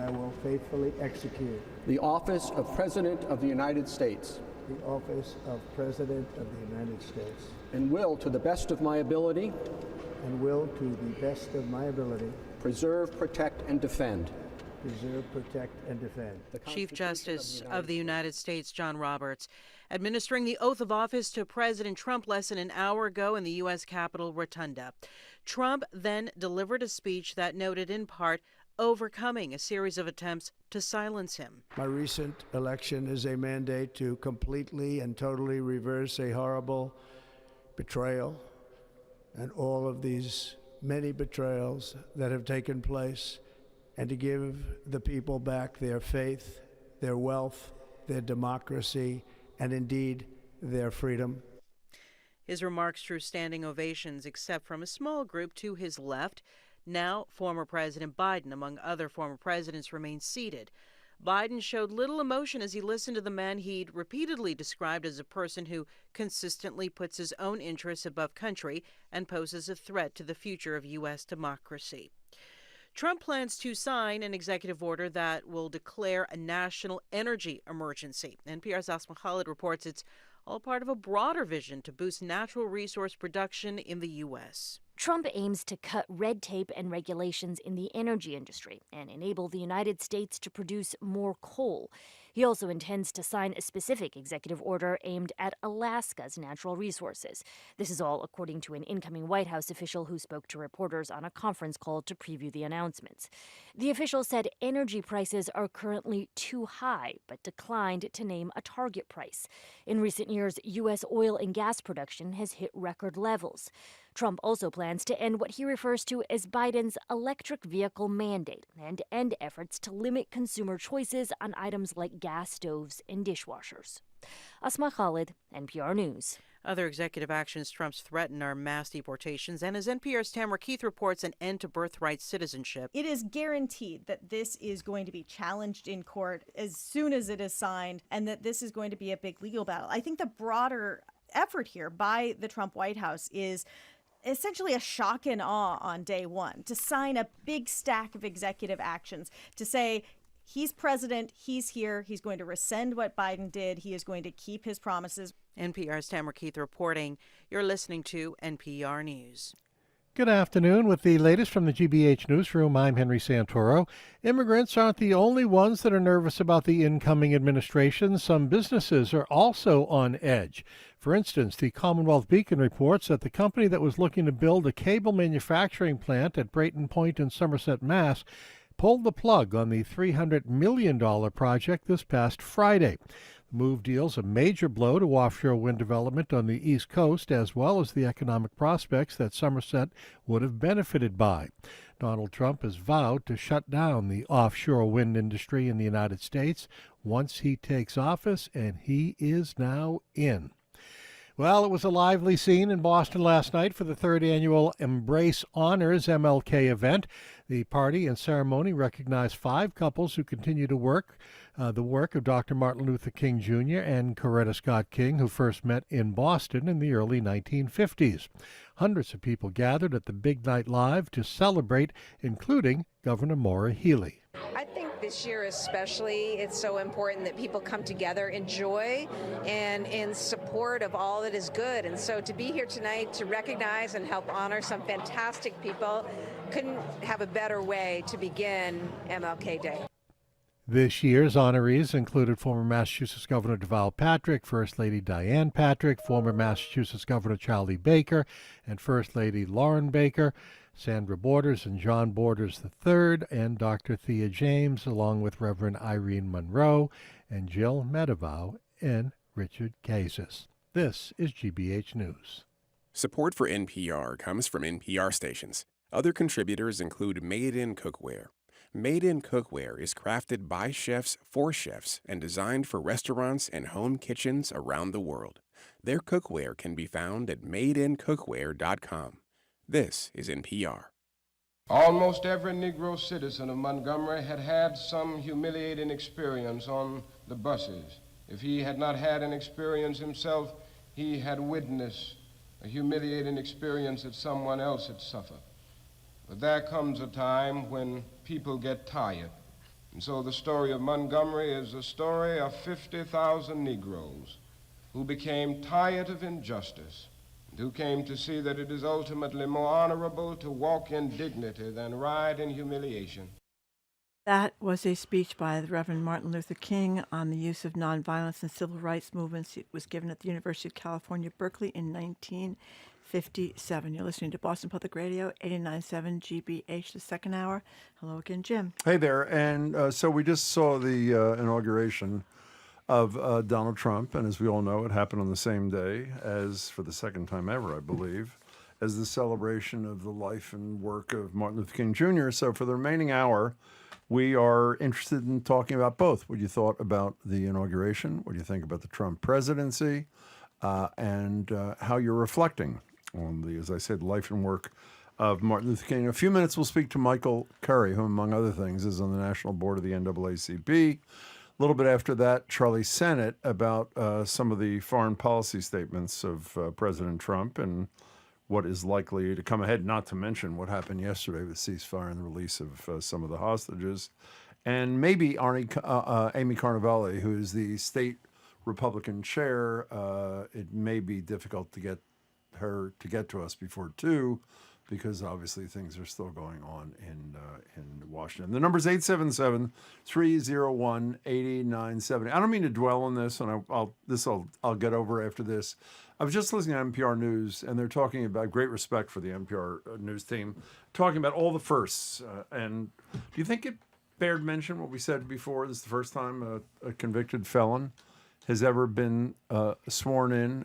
Just as a piece of historical note, considering we're talking about only the second president ever be reelected after having not served for 4 years? What's really interesting about the Trump presidency is there was always a debate about public character versus private character, like Bill Clinton a philanderer, JFK a philanderer, but their public character was not questioned in that way. It's both with him. Apparently, people don't care about interference, private or public character. There was a story in the talking about the meme coins that Trump has made all this money on, and ethical people say this is absolutely unethical. But as one of these ethics watchdogs says, America voted for corruption, and that's what Trump will deliver, and apparently it doesn't bother people. But listen to this from a parent. The most depressing part of his speech, full of depressing parts today, was how adamant and gleeful Trump was about destroying our kids' planet with pollution and CO2 emissions as fast as he possibly can. You know, a second, we're going to get back to your calls at 877-301-8970 and your texts as well. Henry Santora in the news mentioned an event, I have to say, unlike most that I've been to in my life before. It was the Embrace Boston MLK Awards given to 5 couples, including our own wonderful Irene Monroe and her wife, the legendary Dr. Thea James, a couple of former governors. And the co-chair of last night's incredible Embrace Boston event is also on the National NAACP board. He happens to be the head of the League of Community Health Centers and a regular on the show. And he joins us from, I don't know where, but he's joining us from somewhere. Michael Curry. Michael, last night was one of the truly joyous couple of hours I can ever remember. It was unbelievable. Wow. Good to hear you say that. And I think we all needed it as a reset before today. So you heard in my remarks last night, I said it's a marathon, and that marathon really begins today. So I think to all the points you've just raised, both of you, we needed to have our spirits renewed, to celebrate and have joy. And it was unbridled joy, Jim, as you recognized last night. And now the work begins again. Can I say, one last thing about, well, not one last thing. I was going to ask you about how you feel about Martin Luther King Day occurring on the same day as the inauguration. And this morning I was reading a piece by Reverend King's youngest daughter and CEO of the King Center, Reverend Bernice King, who said, I'm glad it occurred on that day because it gives the United States of America and the world the contrast in pictures. Is this the way you want to go, or is this the way you want to go? How do you feel about the overlap of King Day and the inauguration, Michael Curry? Yeah, I mean, it was said today at the breakfast that it's a strange contradiction, right? Is his teaching, his message, the fact that people, and I'll use this term loosely, bastardize his life, his legacy, his words, and will use those even in this inauguration, is disturbing for me. That they'll capitalize on this holiday, when in fact everything Dr. King stood for would have been a nation without a president who perpetuates, who stokes violence, who stokes racism, and all these other things that we know who he is.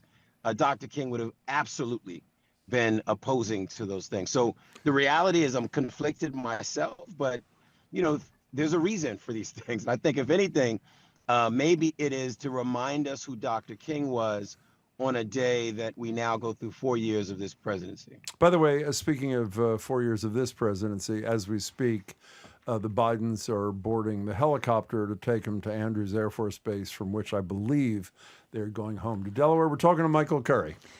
Michael, you talked about having spirits revive last night and what a joyous occasion it was, and everybody was dancing and the music was great and all that. I love the fact that people didn't really talk too much. They got their awards while dancing. They didn't talk at all. I know. I thought it was great. But in any case, I'm getting deluged by texts from people who are listening to us or can't listen to us because they're too upset about the Trump presidency. So how do you keep those spirits renewed? By going to work yourself or what? Yeah, I think, it's so funny. I was saying this to former state rep Marie St. Fleur on my way into the breakfast, the MLK breakfast this morning. And I want to give a special shout out. There were some phenomenal speeches today. Yeah. But Shagun Idawu's speech at the breakfast was memorable. It was motivational. It was honest. It was raw. And he gave a speech both on behalf of himself, but of course, the mayor of Boston. So one, just a shout out to my little brother, Shagun Idowu, for his leadership with the city and challenge Black Americans and Black Bostonians to seize this carpe diem, seize the opportunity to take the places and the privilege and the positions we're in of power and really create lasting change in Boston. That being said, I think for me, I know what the policy implications are of this president. I know that of the 40 states who have expanded Medicaid and rely on the federal government to expand access to Medicaid, that this president has a plan to withdraw that federal support that came under the Obamacare or Affordable Care Act, that withdrawal of the 90% of federal funds that goes into that program, we call it federal match or FMAP, that if they withdraw that over the next few months, states will then be forced to make really hard decisions about covering people. So that's a policy thing that most Americans, most people in Massachusetts wouldn't even know that's behind the implications of this president. So it sits deeply on my spirit what it means for trans health, LGBTQIA, DEI in the military and DEI in society, what it means for decisions in the courts and policy in the regulatory agencies, environmental protection. I know those things. So for me, there's a heaviness. But last night and the breakfast this morning has me armored up again to go back to war against those things that are not just and are not equitable. We're going to follow your lead. Michael Curry, before you leave, can we return to the joy of last night for 1 second? One of the other things that set this apart, beyond the fact that the honorees didn't get to speak, and we don't mean this disrespectfully, we love that. Give them their honor. One of the great things is all 10 honorees dance their way to the stage. From their Even seat. Governor Baker. Even Governor Baker. Baker, that's right. Well, he spent some time of his youth in one of those mosh pits, right? When they were throwing people off the stage. Remember those things? You know what I said to Governor Baker when he returned What? to his seat? I leaned over and I said, "You are the bravest white man in America." And Markey wasn't bad in his feet either. Yeah, he wasn't an honoree, but he went on that stage and he danced. In all seriousness, go ahead, And Michael. Duvall showed a little bit of that Chicago. Oh, and he my could move. Bishop John Borders and Mrs. Borders, I gave him a huge hug because Amari and Embrace Boston are honoring people who deserve it, who've done legacy stuff in the state and in the city. And I just want to thank my friends at Embrace, and I'm glad to be on the board. But don't leave out the person who moved the best without a close second was our Reverend Irene Monroe. Oh, yes, of course. There was no one close. Michael, we really appreciate your making time today. We'll speak to you soon. Thanks so much. Be well. Michael Curry. Thank you very much. Thank Thank you for taking the time to be with us. That was Michael Curry, who's with us all the time. He's on the National NAACP board, and he's also a big deal in public health in the Commonwealth of Massachusetts. I mean, he runs that whole League of Community Health Centers. Yes, and he was co-chair of this great thing last night. And by the way, if you have a chance, we've gone to both parties and celebrations of Embrace Boston like last night. And we thank Irene for the invitation. It was really incredibly kind. And the only reason Emmett wasn't there is he was in California, back home in Los Angeles. But also, we've gone to some of their workshops, which are usually huge. And Amari Paris Jeffries and his colleagues there at Embrace Boston have done incredibly important things. And we urge you to get involved and participate. Let's take a few calls. We're talking, obviously, in the wake of the inauguration of Donald Trump as the 47th president. We're also celebrating Martin Luther King Day. And we'd like your thoughts on either or both. Stephen Cambridge. Stephen Cambridge, hi. Hey. Hi, Jim. I think your comment on the chickens and the cows is pretty racist, by the way. Why is that? But let that go. Because you think that only Mexicans and Spanish people raise cows? No, because I actually know a few facts, Steve, unlike you, and I'm aware of the fact that a huge part... Excuse me. You insulted me, and now I'll give you some facts, and maybe you'll withdraw your insult. I'm just pointing out, Steve, Steve, you didn't point out anything because you're wrong. A huge percentage of the farm workers in America are undocumented, and if they were to be deported, as President Trump and his guy Tom Homan suggest, the farmers themselves, many of whom voted for Donald Trump, said it would decimate the food supply for this country. So you may continue, but it'd be great if you were fact-based from here on out. Go ahead. Well, if they're undocumented, that means that they cannot work in the country. No, it doesn't They don't mean have that. Social Actually, it doesn't Security. mean that. They pay, with all due respect, Steve, you have no idea what you're talking about. Most of them pay Social Security taxes. They pay other taxes, sales taxes, and they get absolutely no benefit in return. So 2 strikes. Go for number 3, Steve. But a lot of people get temporary workers permits too. But even if they're undocumented and don't have Yes. it. Go ahead, Well, Steve. If they have a temporary work permit, that's fine. But let that go. Let's move on to Mark Zuckerberg giving Joe Biden $400 million in the last election. You guys are okay with that oligarchy, okay? Now let's go. 400 million? That's not. 400 million. No, I don't think that's. Steve, I have to say to you, the only rule we have here, we have 2 rules: respectfulness, and you're fairly respectful, and an occasional fact, and you failed that test. So try us again soon, but next time, let's be fact-based. Steve, thank you much for your call. 877-301-8097. Here are a couple of texts. Dave in Brockton. I teach chemistry and history of science at Massasoit Community College. My job teaching science just got more difficult. My job teaching history just got more difficult.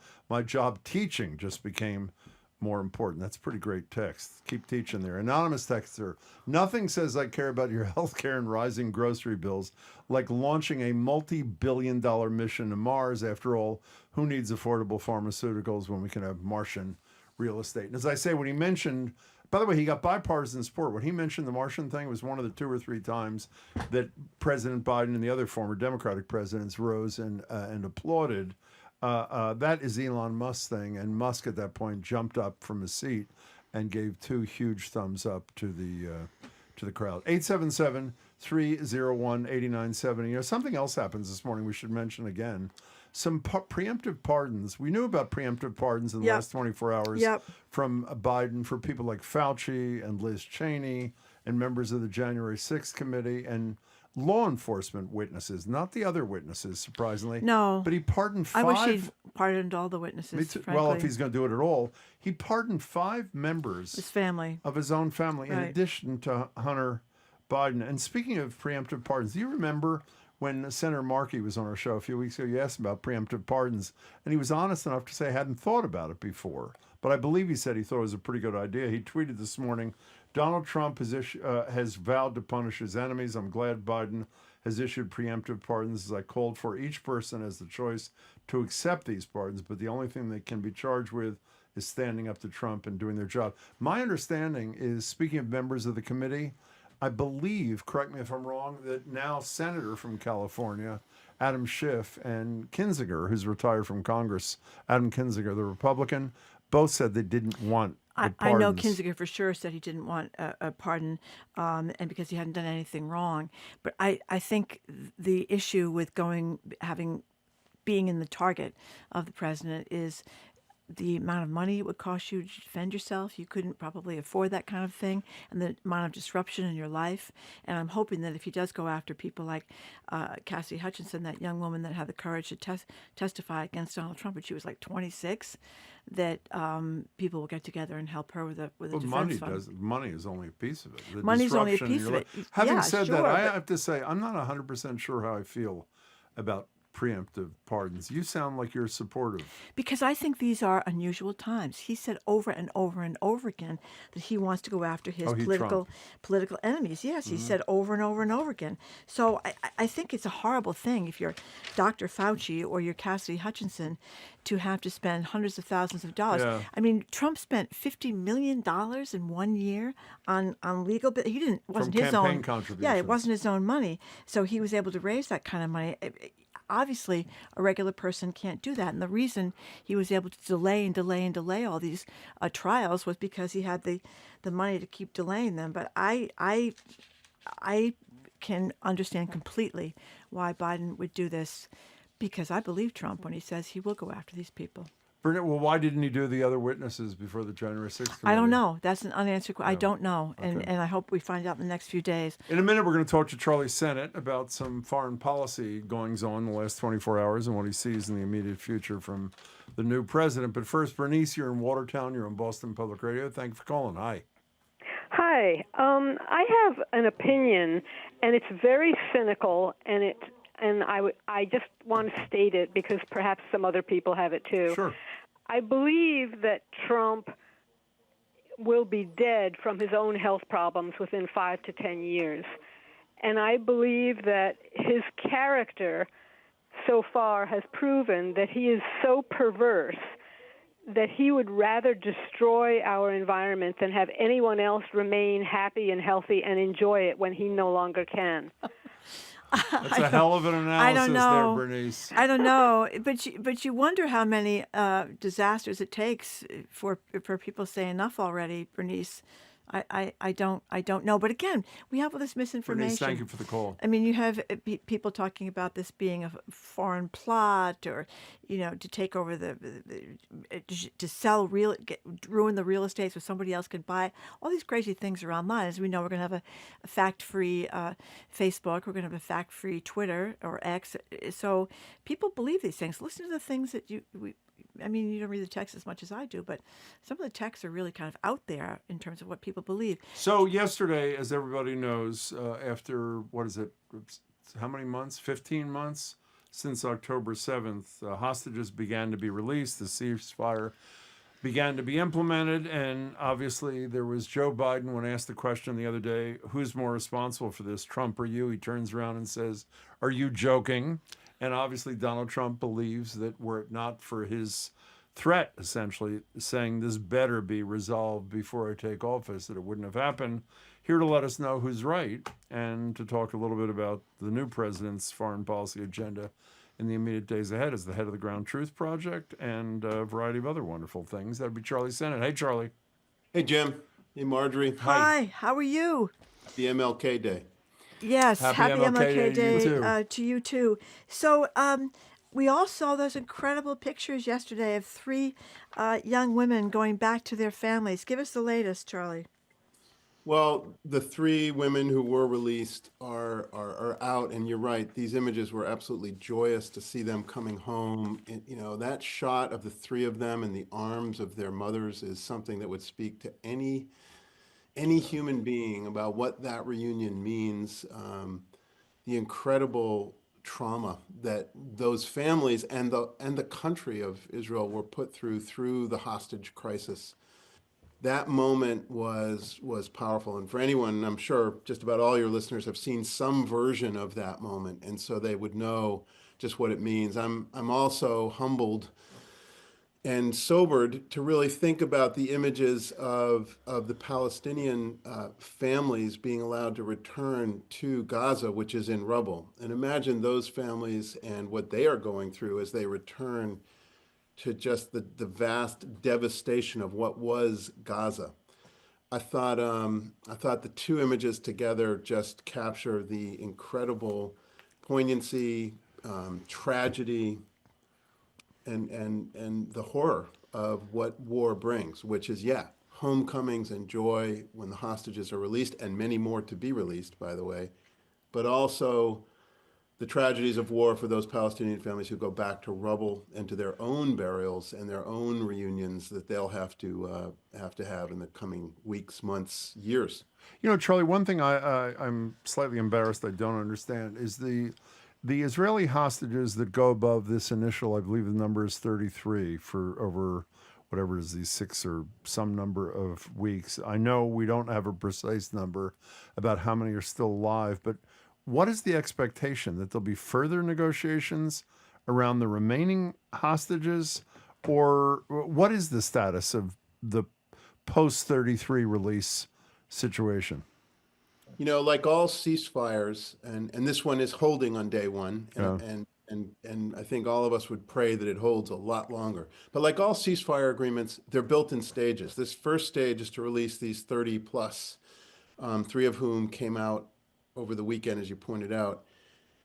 Beyond that, we know we have a 6-week period where the next 4 to 5 will come out every week as we go forward. But it's built on confidences, right? So as the hostages come out, both the Israeli and American hostages who've been held will be released. Then Palestinian prisoners who are political prisoners inside of Israeli prisons will also be released.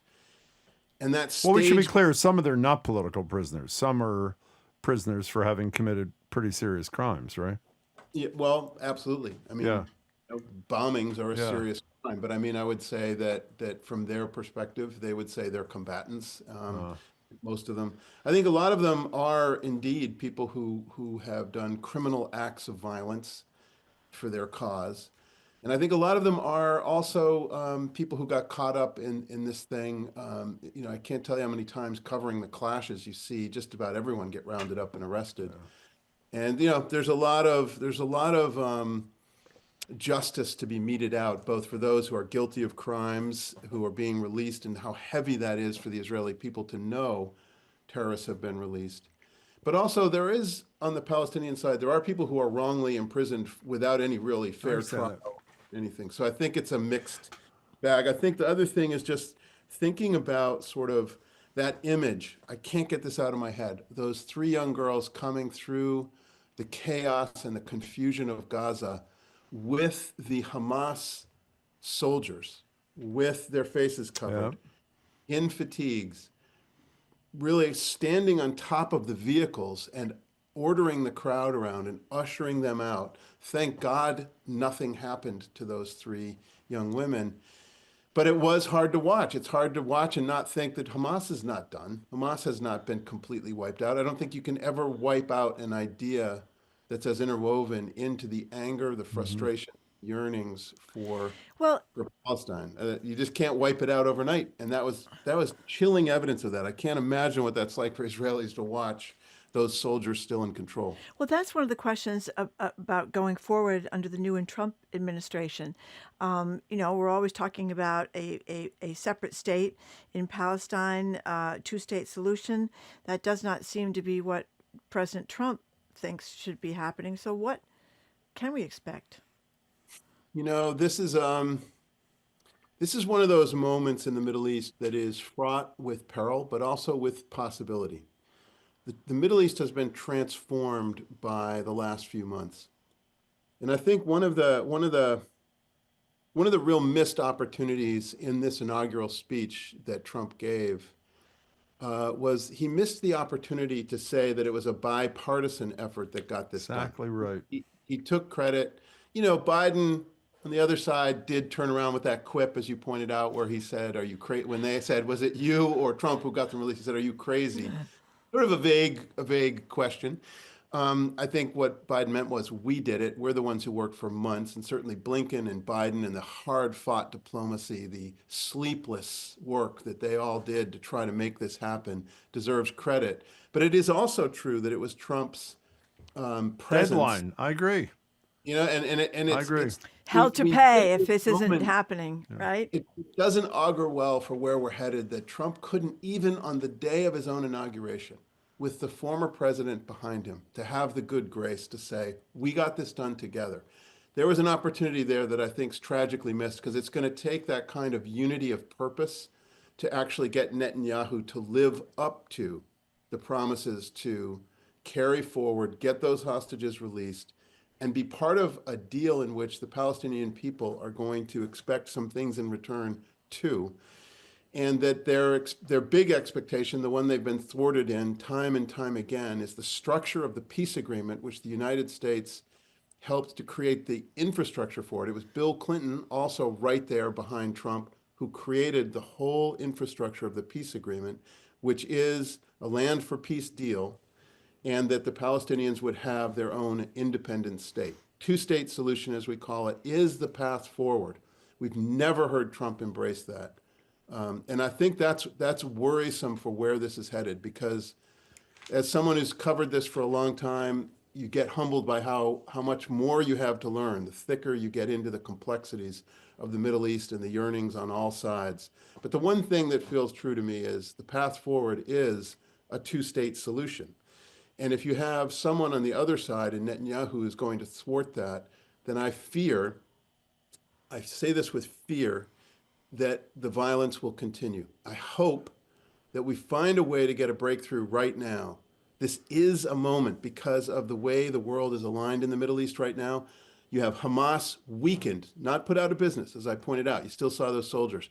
But you have Hamas weakened. You have Hezbollah weakened, not powerless, still capable of doing things. You have Iran weakened, and its entire idea of proxy wars against Israel and the United States indirectly also weakened. We see evidence of that in the collapse of the Assad regime inside Syria, which Iran could do nothing about, and the rise in prominence of the Gulf states in there at the negotiating table is extraordinary. So that broad picture creates opportunities, and it is, I find myself hoping that this changed Middle East might yield some forms of not just a ceasefire, but also possibly a furthering down the road back toward the peace agreement that exists, that has a roadmap, and that ultimately ends at two states with a Palestinian self-determined state. But Charlie, we're talking to Charlie Sennett. Last thing from me before we break is you mentioned Netanyahu and his position. It sounds like after this far-right national security minister resigned from his cabinet, well, it didn't cause the ceasefire deal to fall apart. It may cause his government to fall apart. Is that not possible?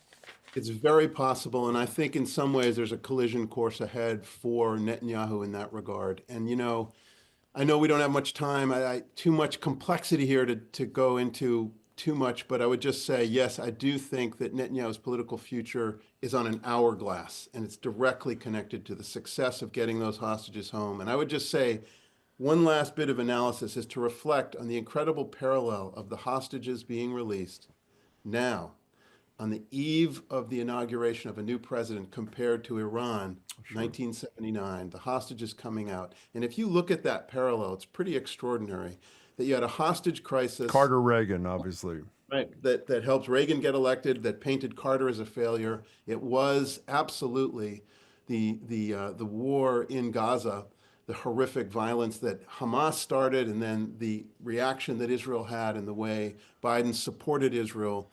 You know, as I've always said, we should support Israel. They're our ally. But there was points in this war that became deeply opposed by so many in the international community and on college campuses. It did hurt Biden in his reelection effort. And now you have this same situation as we had with the hostages released instead of the day of the inauguration, as it was with Reagan, the day before, as it is with Trump.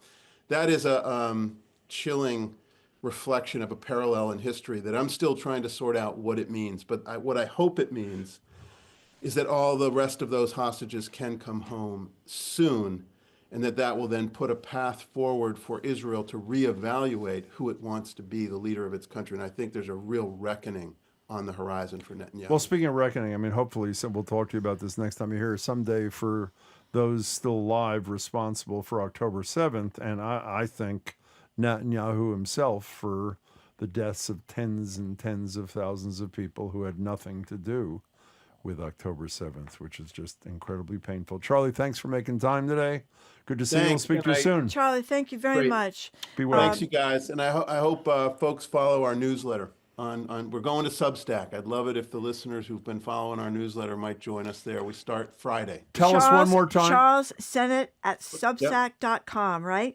And Sennett is SENNOTT. You got it. Okay. Just do groundtruth@substack.com. You'll find it. And I love this audience. I love this community. I'd love to have them join us over there. Good.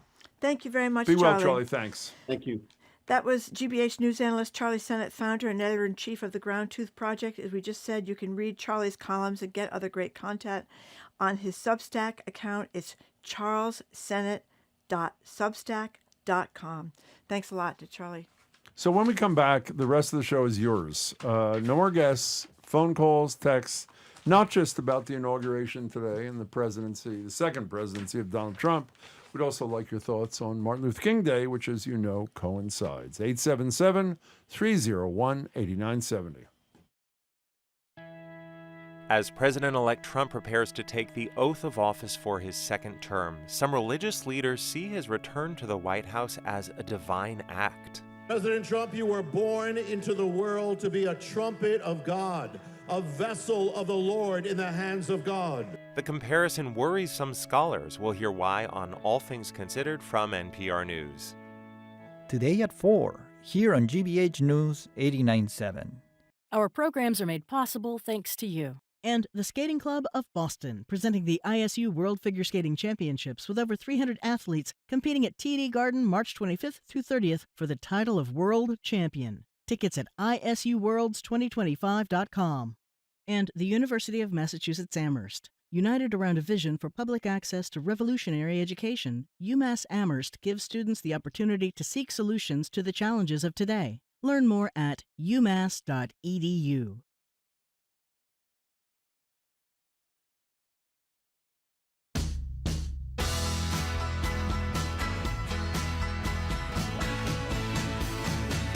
Welcome back to Boston Public Radio. Jim Browdy and Marjorie Egan, you've been joining us. At least some of you have been joining us. We're getting a lot of texts saying you're not joining us today for, I guess, fairly obvious reasons. We hope you'll join us now. If you were apart, it is both Martin Luther King Day and Inauguration Day for Donald Trump. And the remaining time we have here, we'll take your calls and texts on both at 877-301-8970. After the inauguration, Trump is speaking to the inauguration crowd in some other room in the Capitol. And here, it's an Emancipation Hall. Here's a little bit of what he had to say. But I just want to say, you're a younger, far more beautiful audience that I just spoke to. And I want to keep it off the record. I want to keep that off the record because I don't want to have all those big shots up there. I don't want to think you're more powerful than them, you look better than them, and I love you.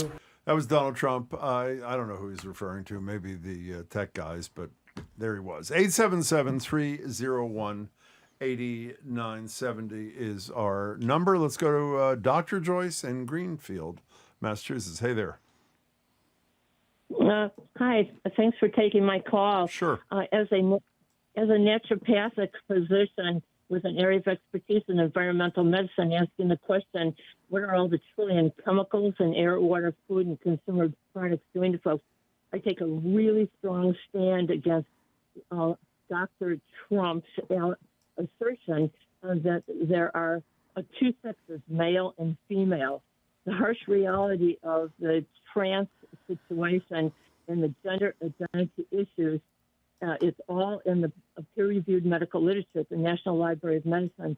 The human brains are dimorphic, and there are huge numbers of people that have been born with the physical body of one sex and the brain of the opposite sex. I've heard these stories over and over and over again. It's not a choice. This is environmental chemicals that have caused hormonal disruption during fetal life, and these people have no control over it.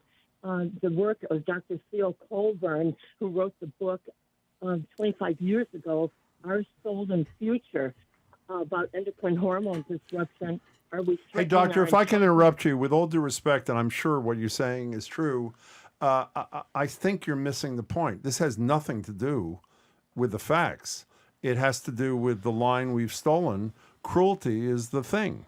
They have decided the most vulnerable people in our society who they can prey upon and win votes are trans people. So if you met with them and you convinced them of every single fact you mentioned, I assume they'd say, doctor, thank you very much. Next. They don't give a damn about these lives. They don't give a damn about the facts. Cruelty towards vulnerable people gets votes for those who are willing to do it, and they've elevated it to an art form. Doctor, though, thank you for your fact-based call. We appreciate it. Here's Kristen in Pomfret, Connecticut, speaking of trans stuff. I'm a 53-year-old transgender woman in Operation Iraqi Freedom, combat veteran, and an English professor at a college in Worcester.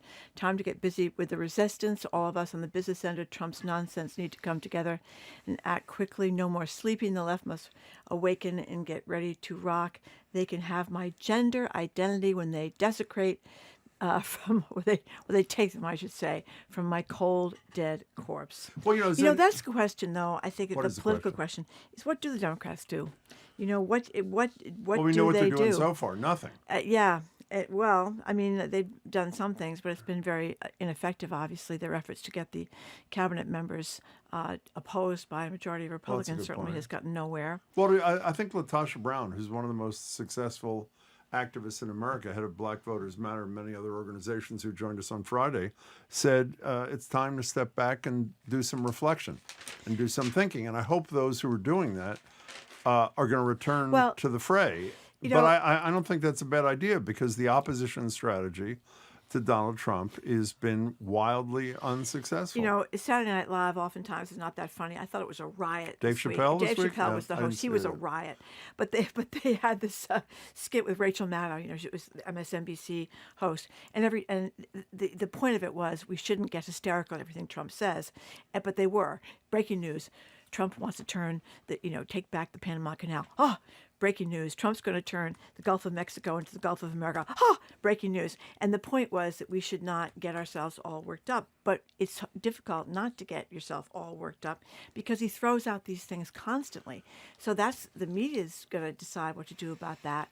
But I think the Democrats have got to decide, especially when it seems as though the majority of Americans may not be wild about Trump, but they're wild about a lot of his policies. I think the Democrats really underestimated the impact of immigrants and migrants coming to places like Massachusetts. By the way, I agree that Chappelle is a genius, but just like that Dr. Cole about Trump's position on trans, he is, as the expression, punching down on trans people is, I think, one of the lowest points in an otherwise brilliant thinker's career, and at least to my knowledge, he has not atoned for what I consider to be that sin, but nevertheless. 877-301-8970 is the number. And by the way, Trump did mention in his speech, in passing, he did mention Reverend King.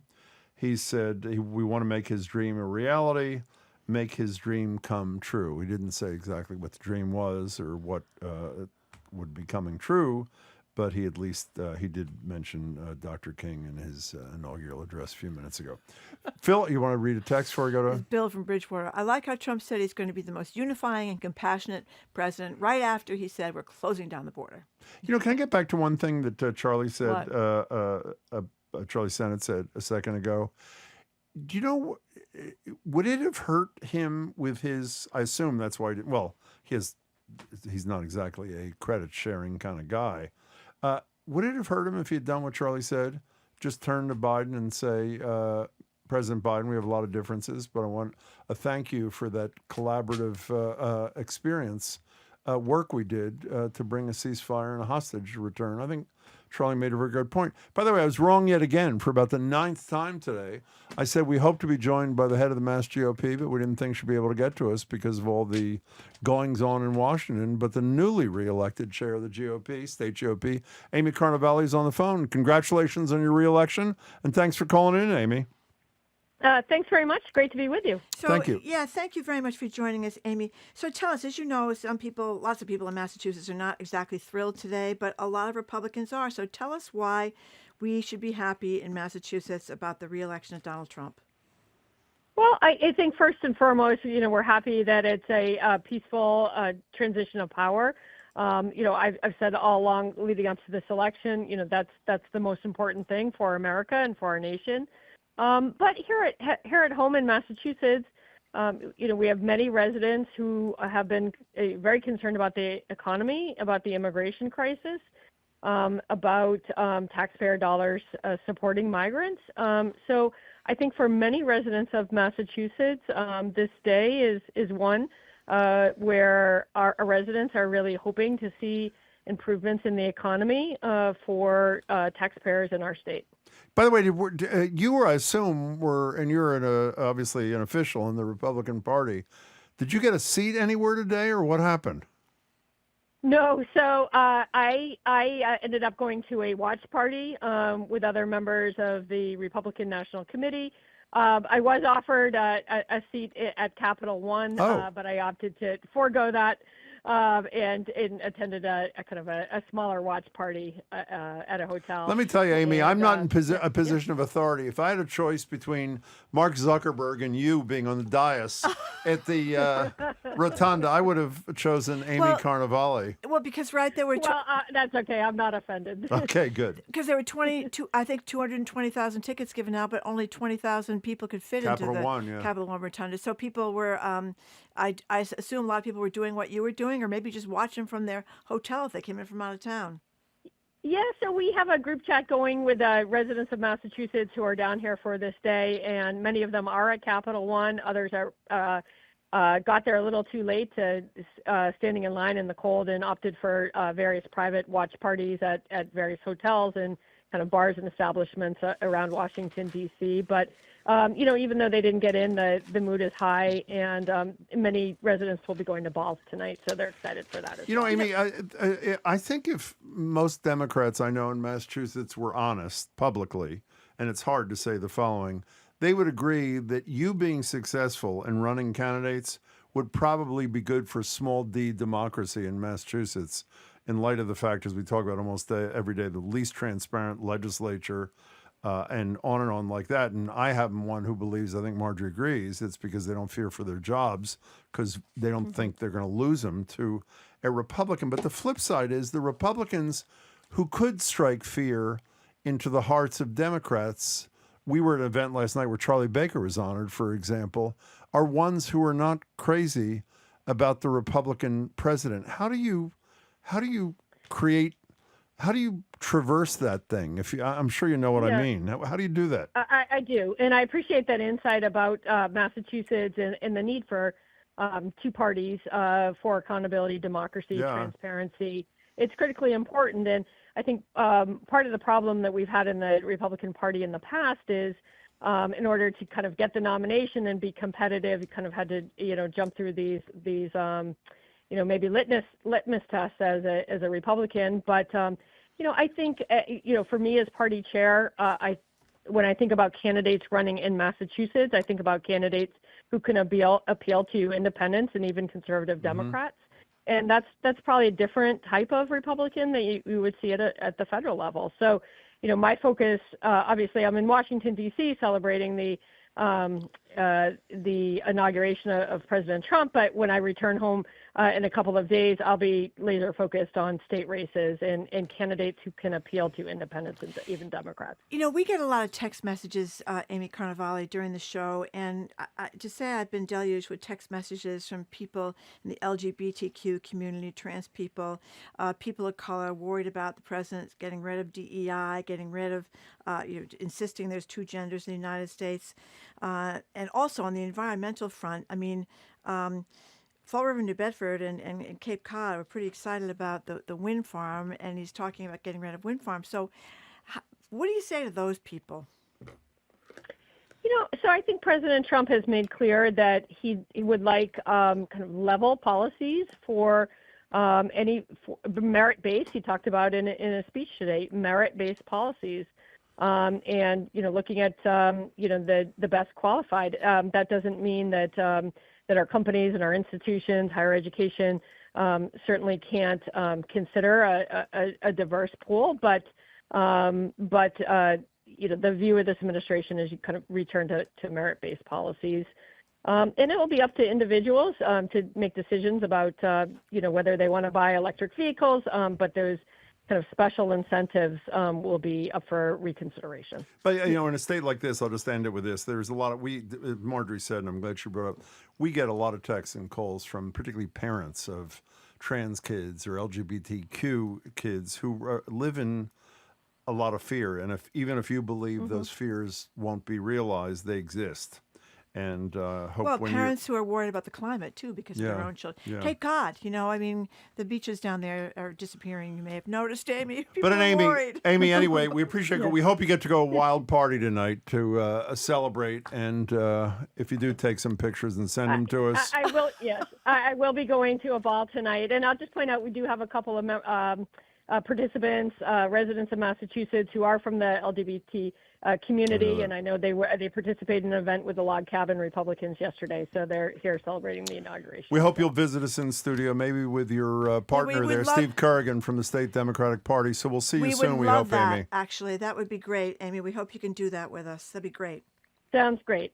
Thanks. It's great to join you today. You too. Safe trip, and thanks so much. Amy Carnevale, the newly reelected chair of the State Republican Party in Massachusetts. We have a handful of minutes left. We'll give them to you at 877-301-8970. Phil in Beverly, thank you for calling. I just hope you guys keep up the good work you're doing, because it's really important for people in the state. Real quick, Trump in his speech mentioned the use of U.S. armed forces to control the border. The flow over the border has gone down since the fall. Yeah. So where's the emergency where he has to use United States troops versus Border Patrol and maybe even Texas National Guard if he had to do that? There's no emergency. Well, I would say if there was a fact check, which I'm assuming is already posted, but we haven't seen it yet, they would say that kindly that was an exaggeration, because obviously, while it is true that Joe Biden acted well in his administration, as you suggest, Phil, the last 6 months there's been a major crackdown. And by the way, I read an interesting statistic in terms of deporting people and him bragging about all that he's going to do. Do you know who deported more people than Obama. Donald Trump, Yeah, Barack I know, Obama? I know, yeah. So, Phil, fine point. Well, Thank I you. We'll mean, stay on top of it. Thanks for the kind words. We should point out that we know Trump is a liar. I mean, he lies constantly. So, you have to take a lot of these pledges. I hope the worst ones aren't going to happen. But most of what he says is not true. Well, it's interesting, but the fact that most of what he says is not true is what I think causes people like that cattle farmer I mentioned to you before, who after he said he'd be put out of business if all of his undocumented workers were deported, said, I don't believe he's going to do that. I want to mention one other thing before we take a final call or two. I pointed out to you this beautiful piece, painful piece in the New York Times by a doctor. Oh, God. It was in the New York Times over the weekend, and she's talking about a colleague of hers who has a patient an undocumented person who contacted her about two things. One, about her diabetes medicine, and she was worried to be taken away or wouldn't be able to bring it with her if she was taken into custody by ICE. This was the part, though, that I don't think I'll ever forget. She asked her doctor for a letter. She has some shoulder problem, which causes her not to be able to put her arms behind her back, and if she does, it's really painful. She was hoping her rotator cuff. Thank you. She was hoping her doctor could write her a note so that if she's handcuffed by ICE, she shows them a note and they handcuff her in front of her body. I know. So incredibly. And by the way, this is a woman from at least the story who her only quote illegal act was crossing the border, has been a productive person in this country, and yet lives with this kind of unbelievable fear. Hey there, Jared Bone. How you doing? I'm well. How are you both? We saw you yesterday. Yeah, can we be joyous rather than very down? handsome in your tuxedo. We talked to Very Michael handsome. Curry, the co-host. How great was that Embrace Boston event last night? That was so much fun to see so much joy. People were having such a good time to see so much of this. I don't know if I've ever been to an event where I saw so much of the city turn out. So many people in all sectors. On a horrible night, On a horrible, it was horrible snowing. night. And it was so organized. They had a line. Do you want your picture here? No, you go in this line. You want that? They gave you little bracelets. They showed you exactly where to go. They had meatless, they had plant-based meatballs. I can't believe you weren't eating the plant-based meatballs. They were terrific. You She's would never pointing to me, dream by the way. that they were non-meat But come on, you meatballs. too. The highlight is what I mentioned before. All 10 honorees danced up to the stage. Yes, nobody was shy. It was unbelievable. It was great. It was so full of life and great. Good. They could dance because they all had sneakers. Yeah. Because that was, we were talking We're all about this. supposed to wear sneakers. Exactly. Oh, you didn't, did you? I didn't. No, I didn't. It was also I wore great. sneakers. Ed Markey I wore is one. boots. They had delegations giving the awards to the 5 couples. We've told you who they were several times, most importantly, including Irene Monroe and her wife, the great Dr. Thea James. And everybody's there. Ed Markey's dancing, waving to the crowd. Tito Jackson could dance and was dancing during. The whole event was just fabulous. I was surprised at the number of people who could dance really well, because I would not be dancing well up there, but people got so into it. It was fun to watch. And Senator Markey I think he was having a party of one up there. I think he was quote dancing, I believe is the expression. What are you doing on the show today, Jared? So Callie and Negger are with me. We're going to be talking about what we just saw from the inauguration, what cues we can take from that, and other actions by Donald Trump leading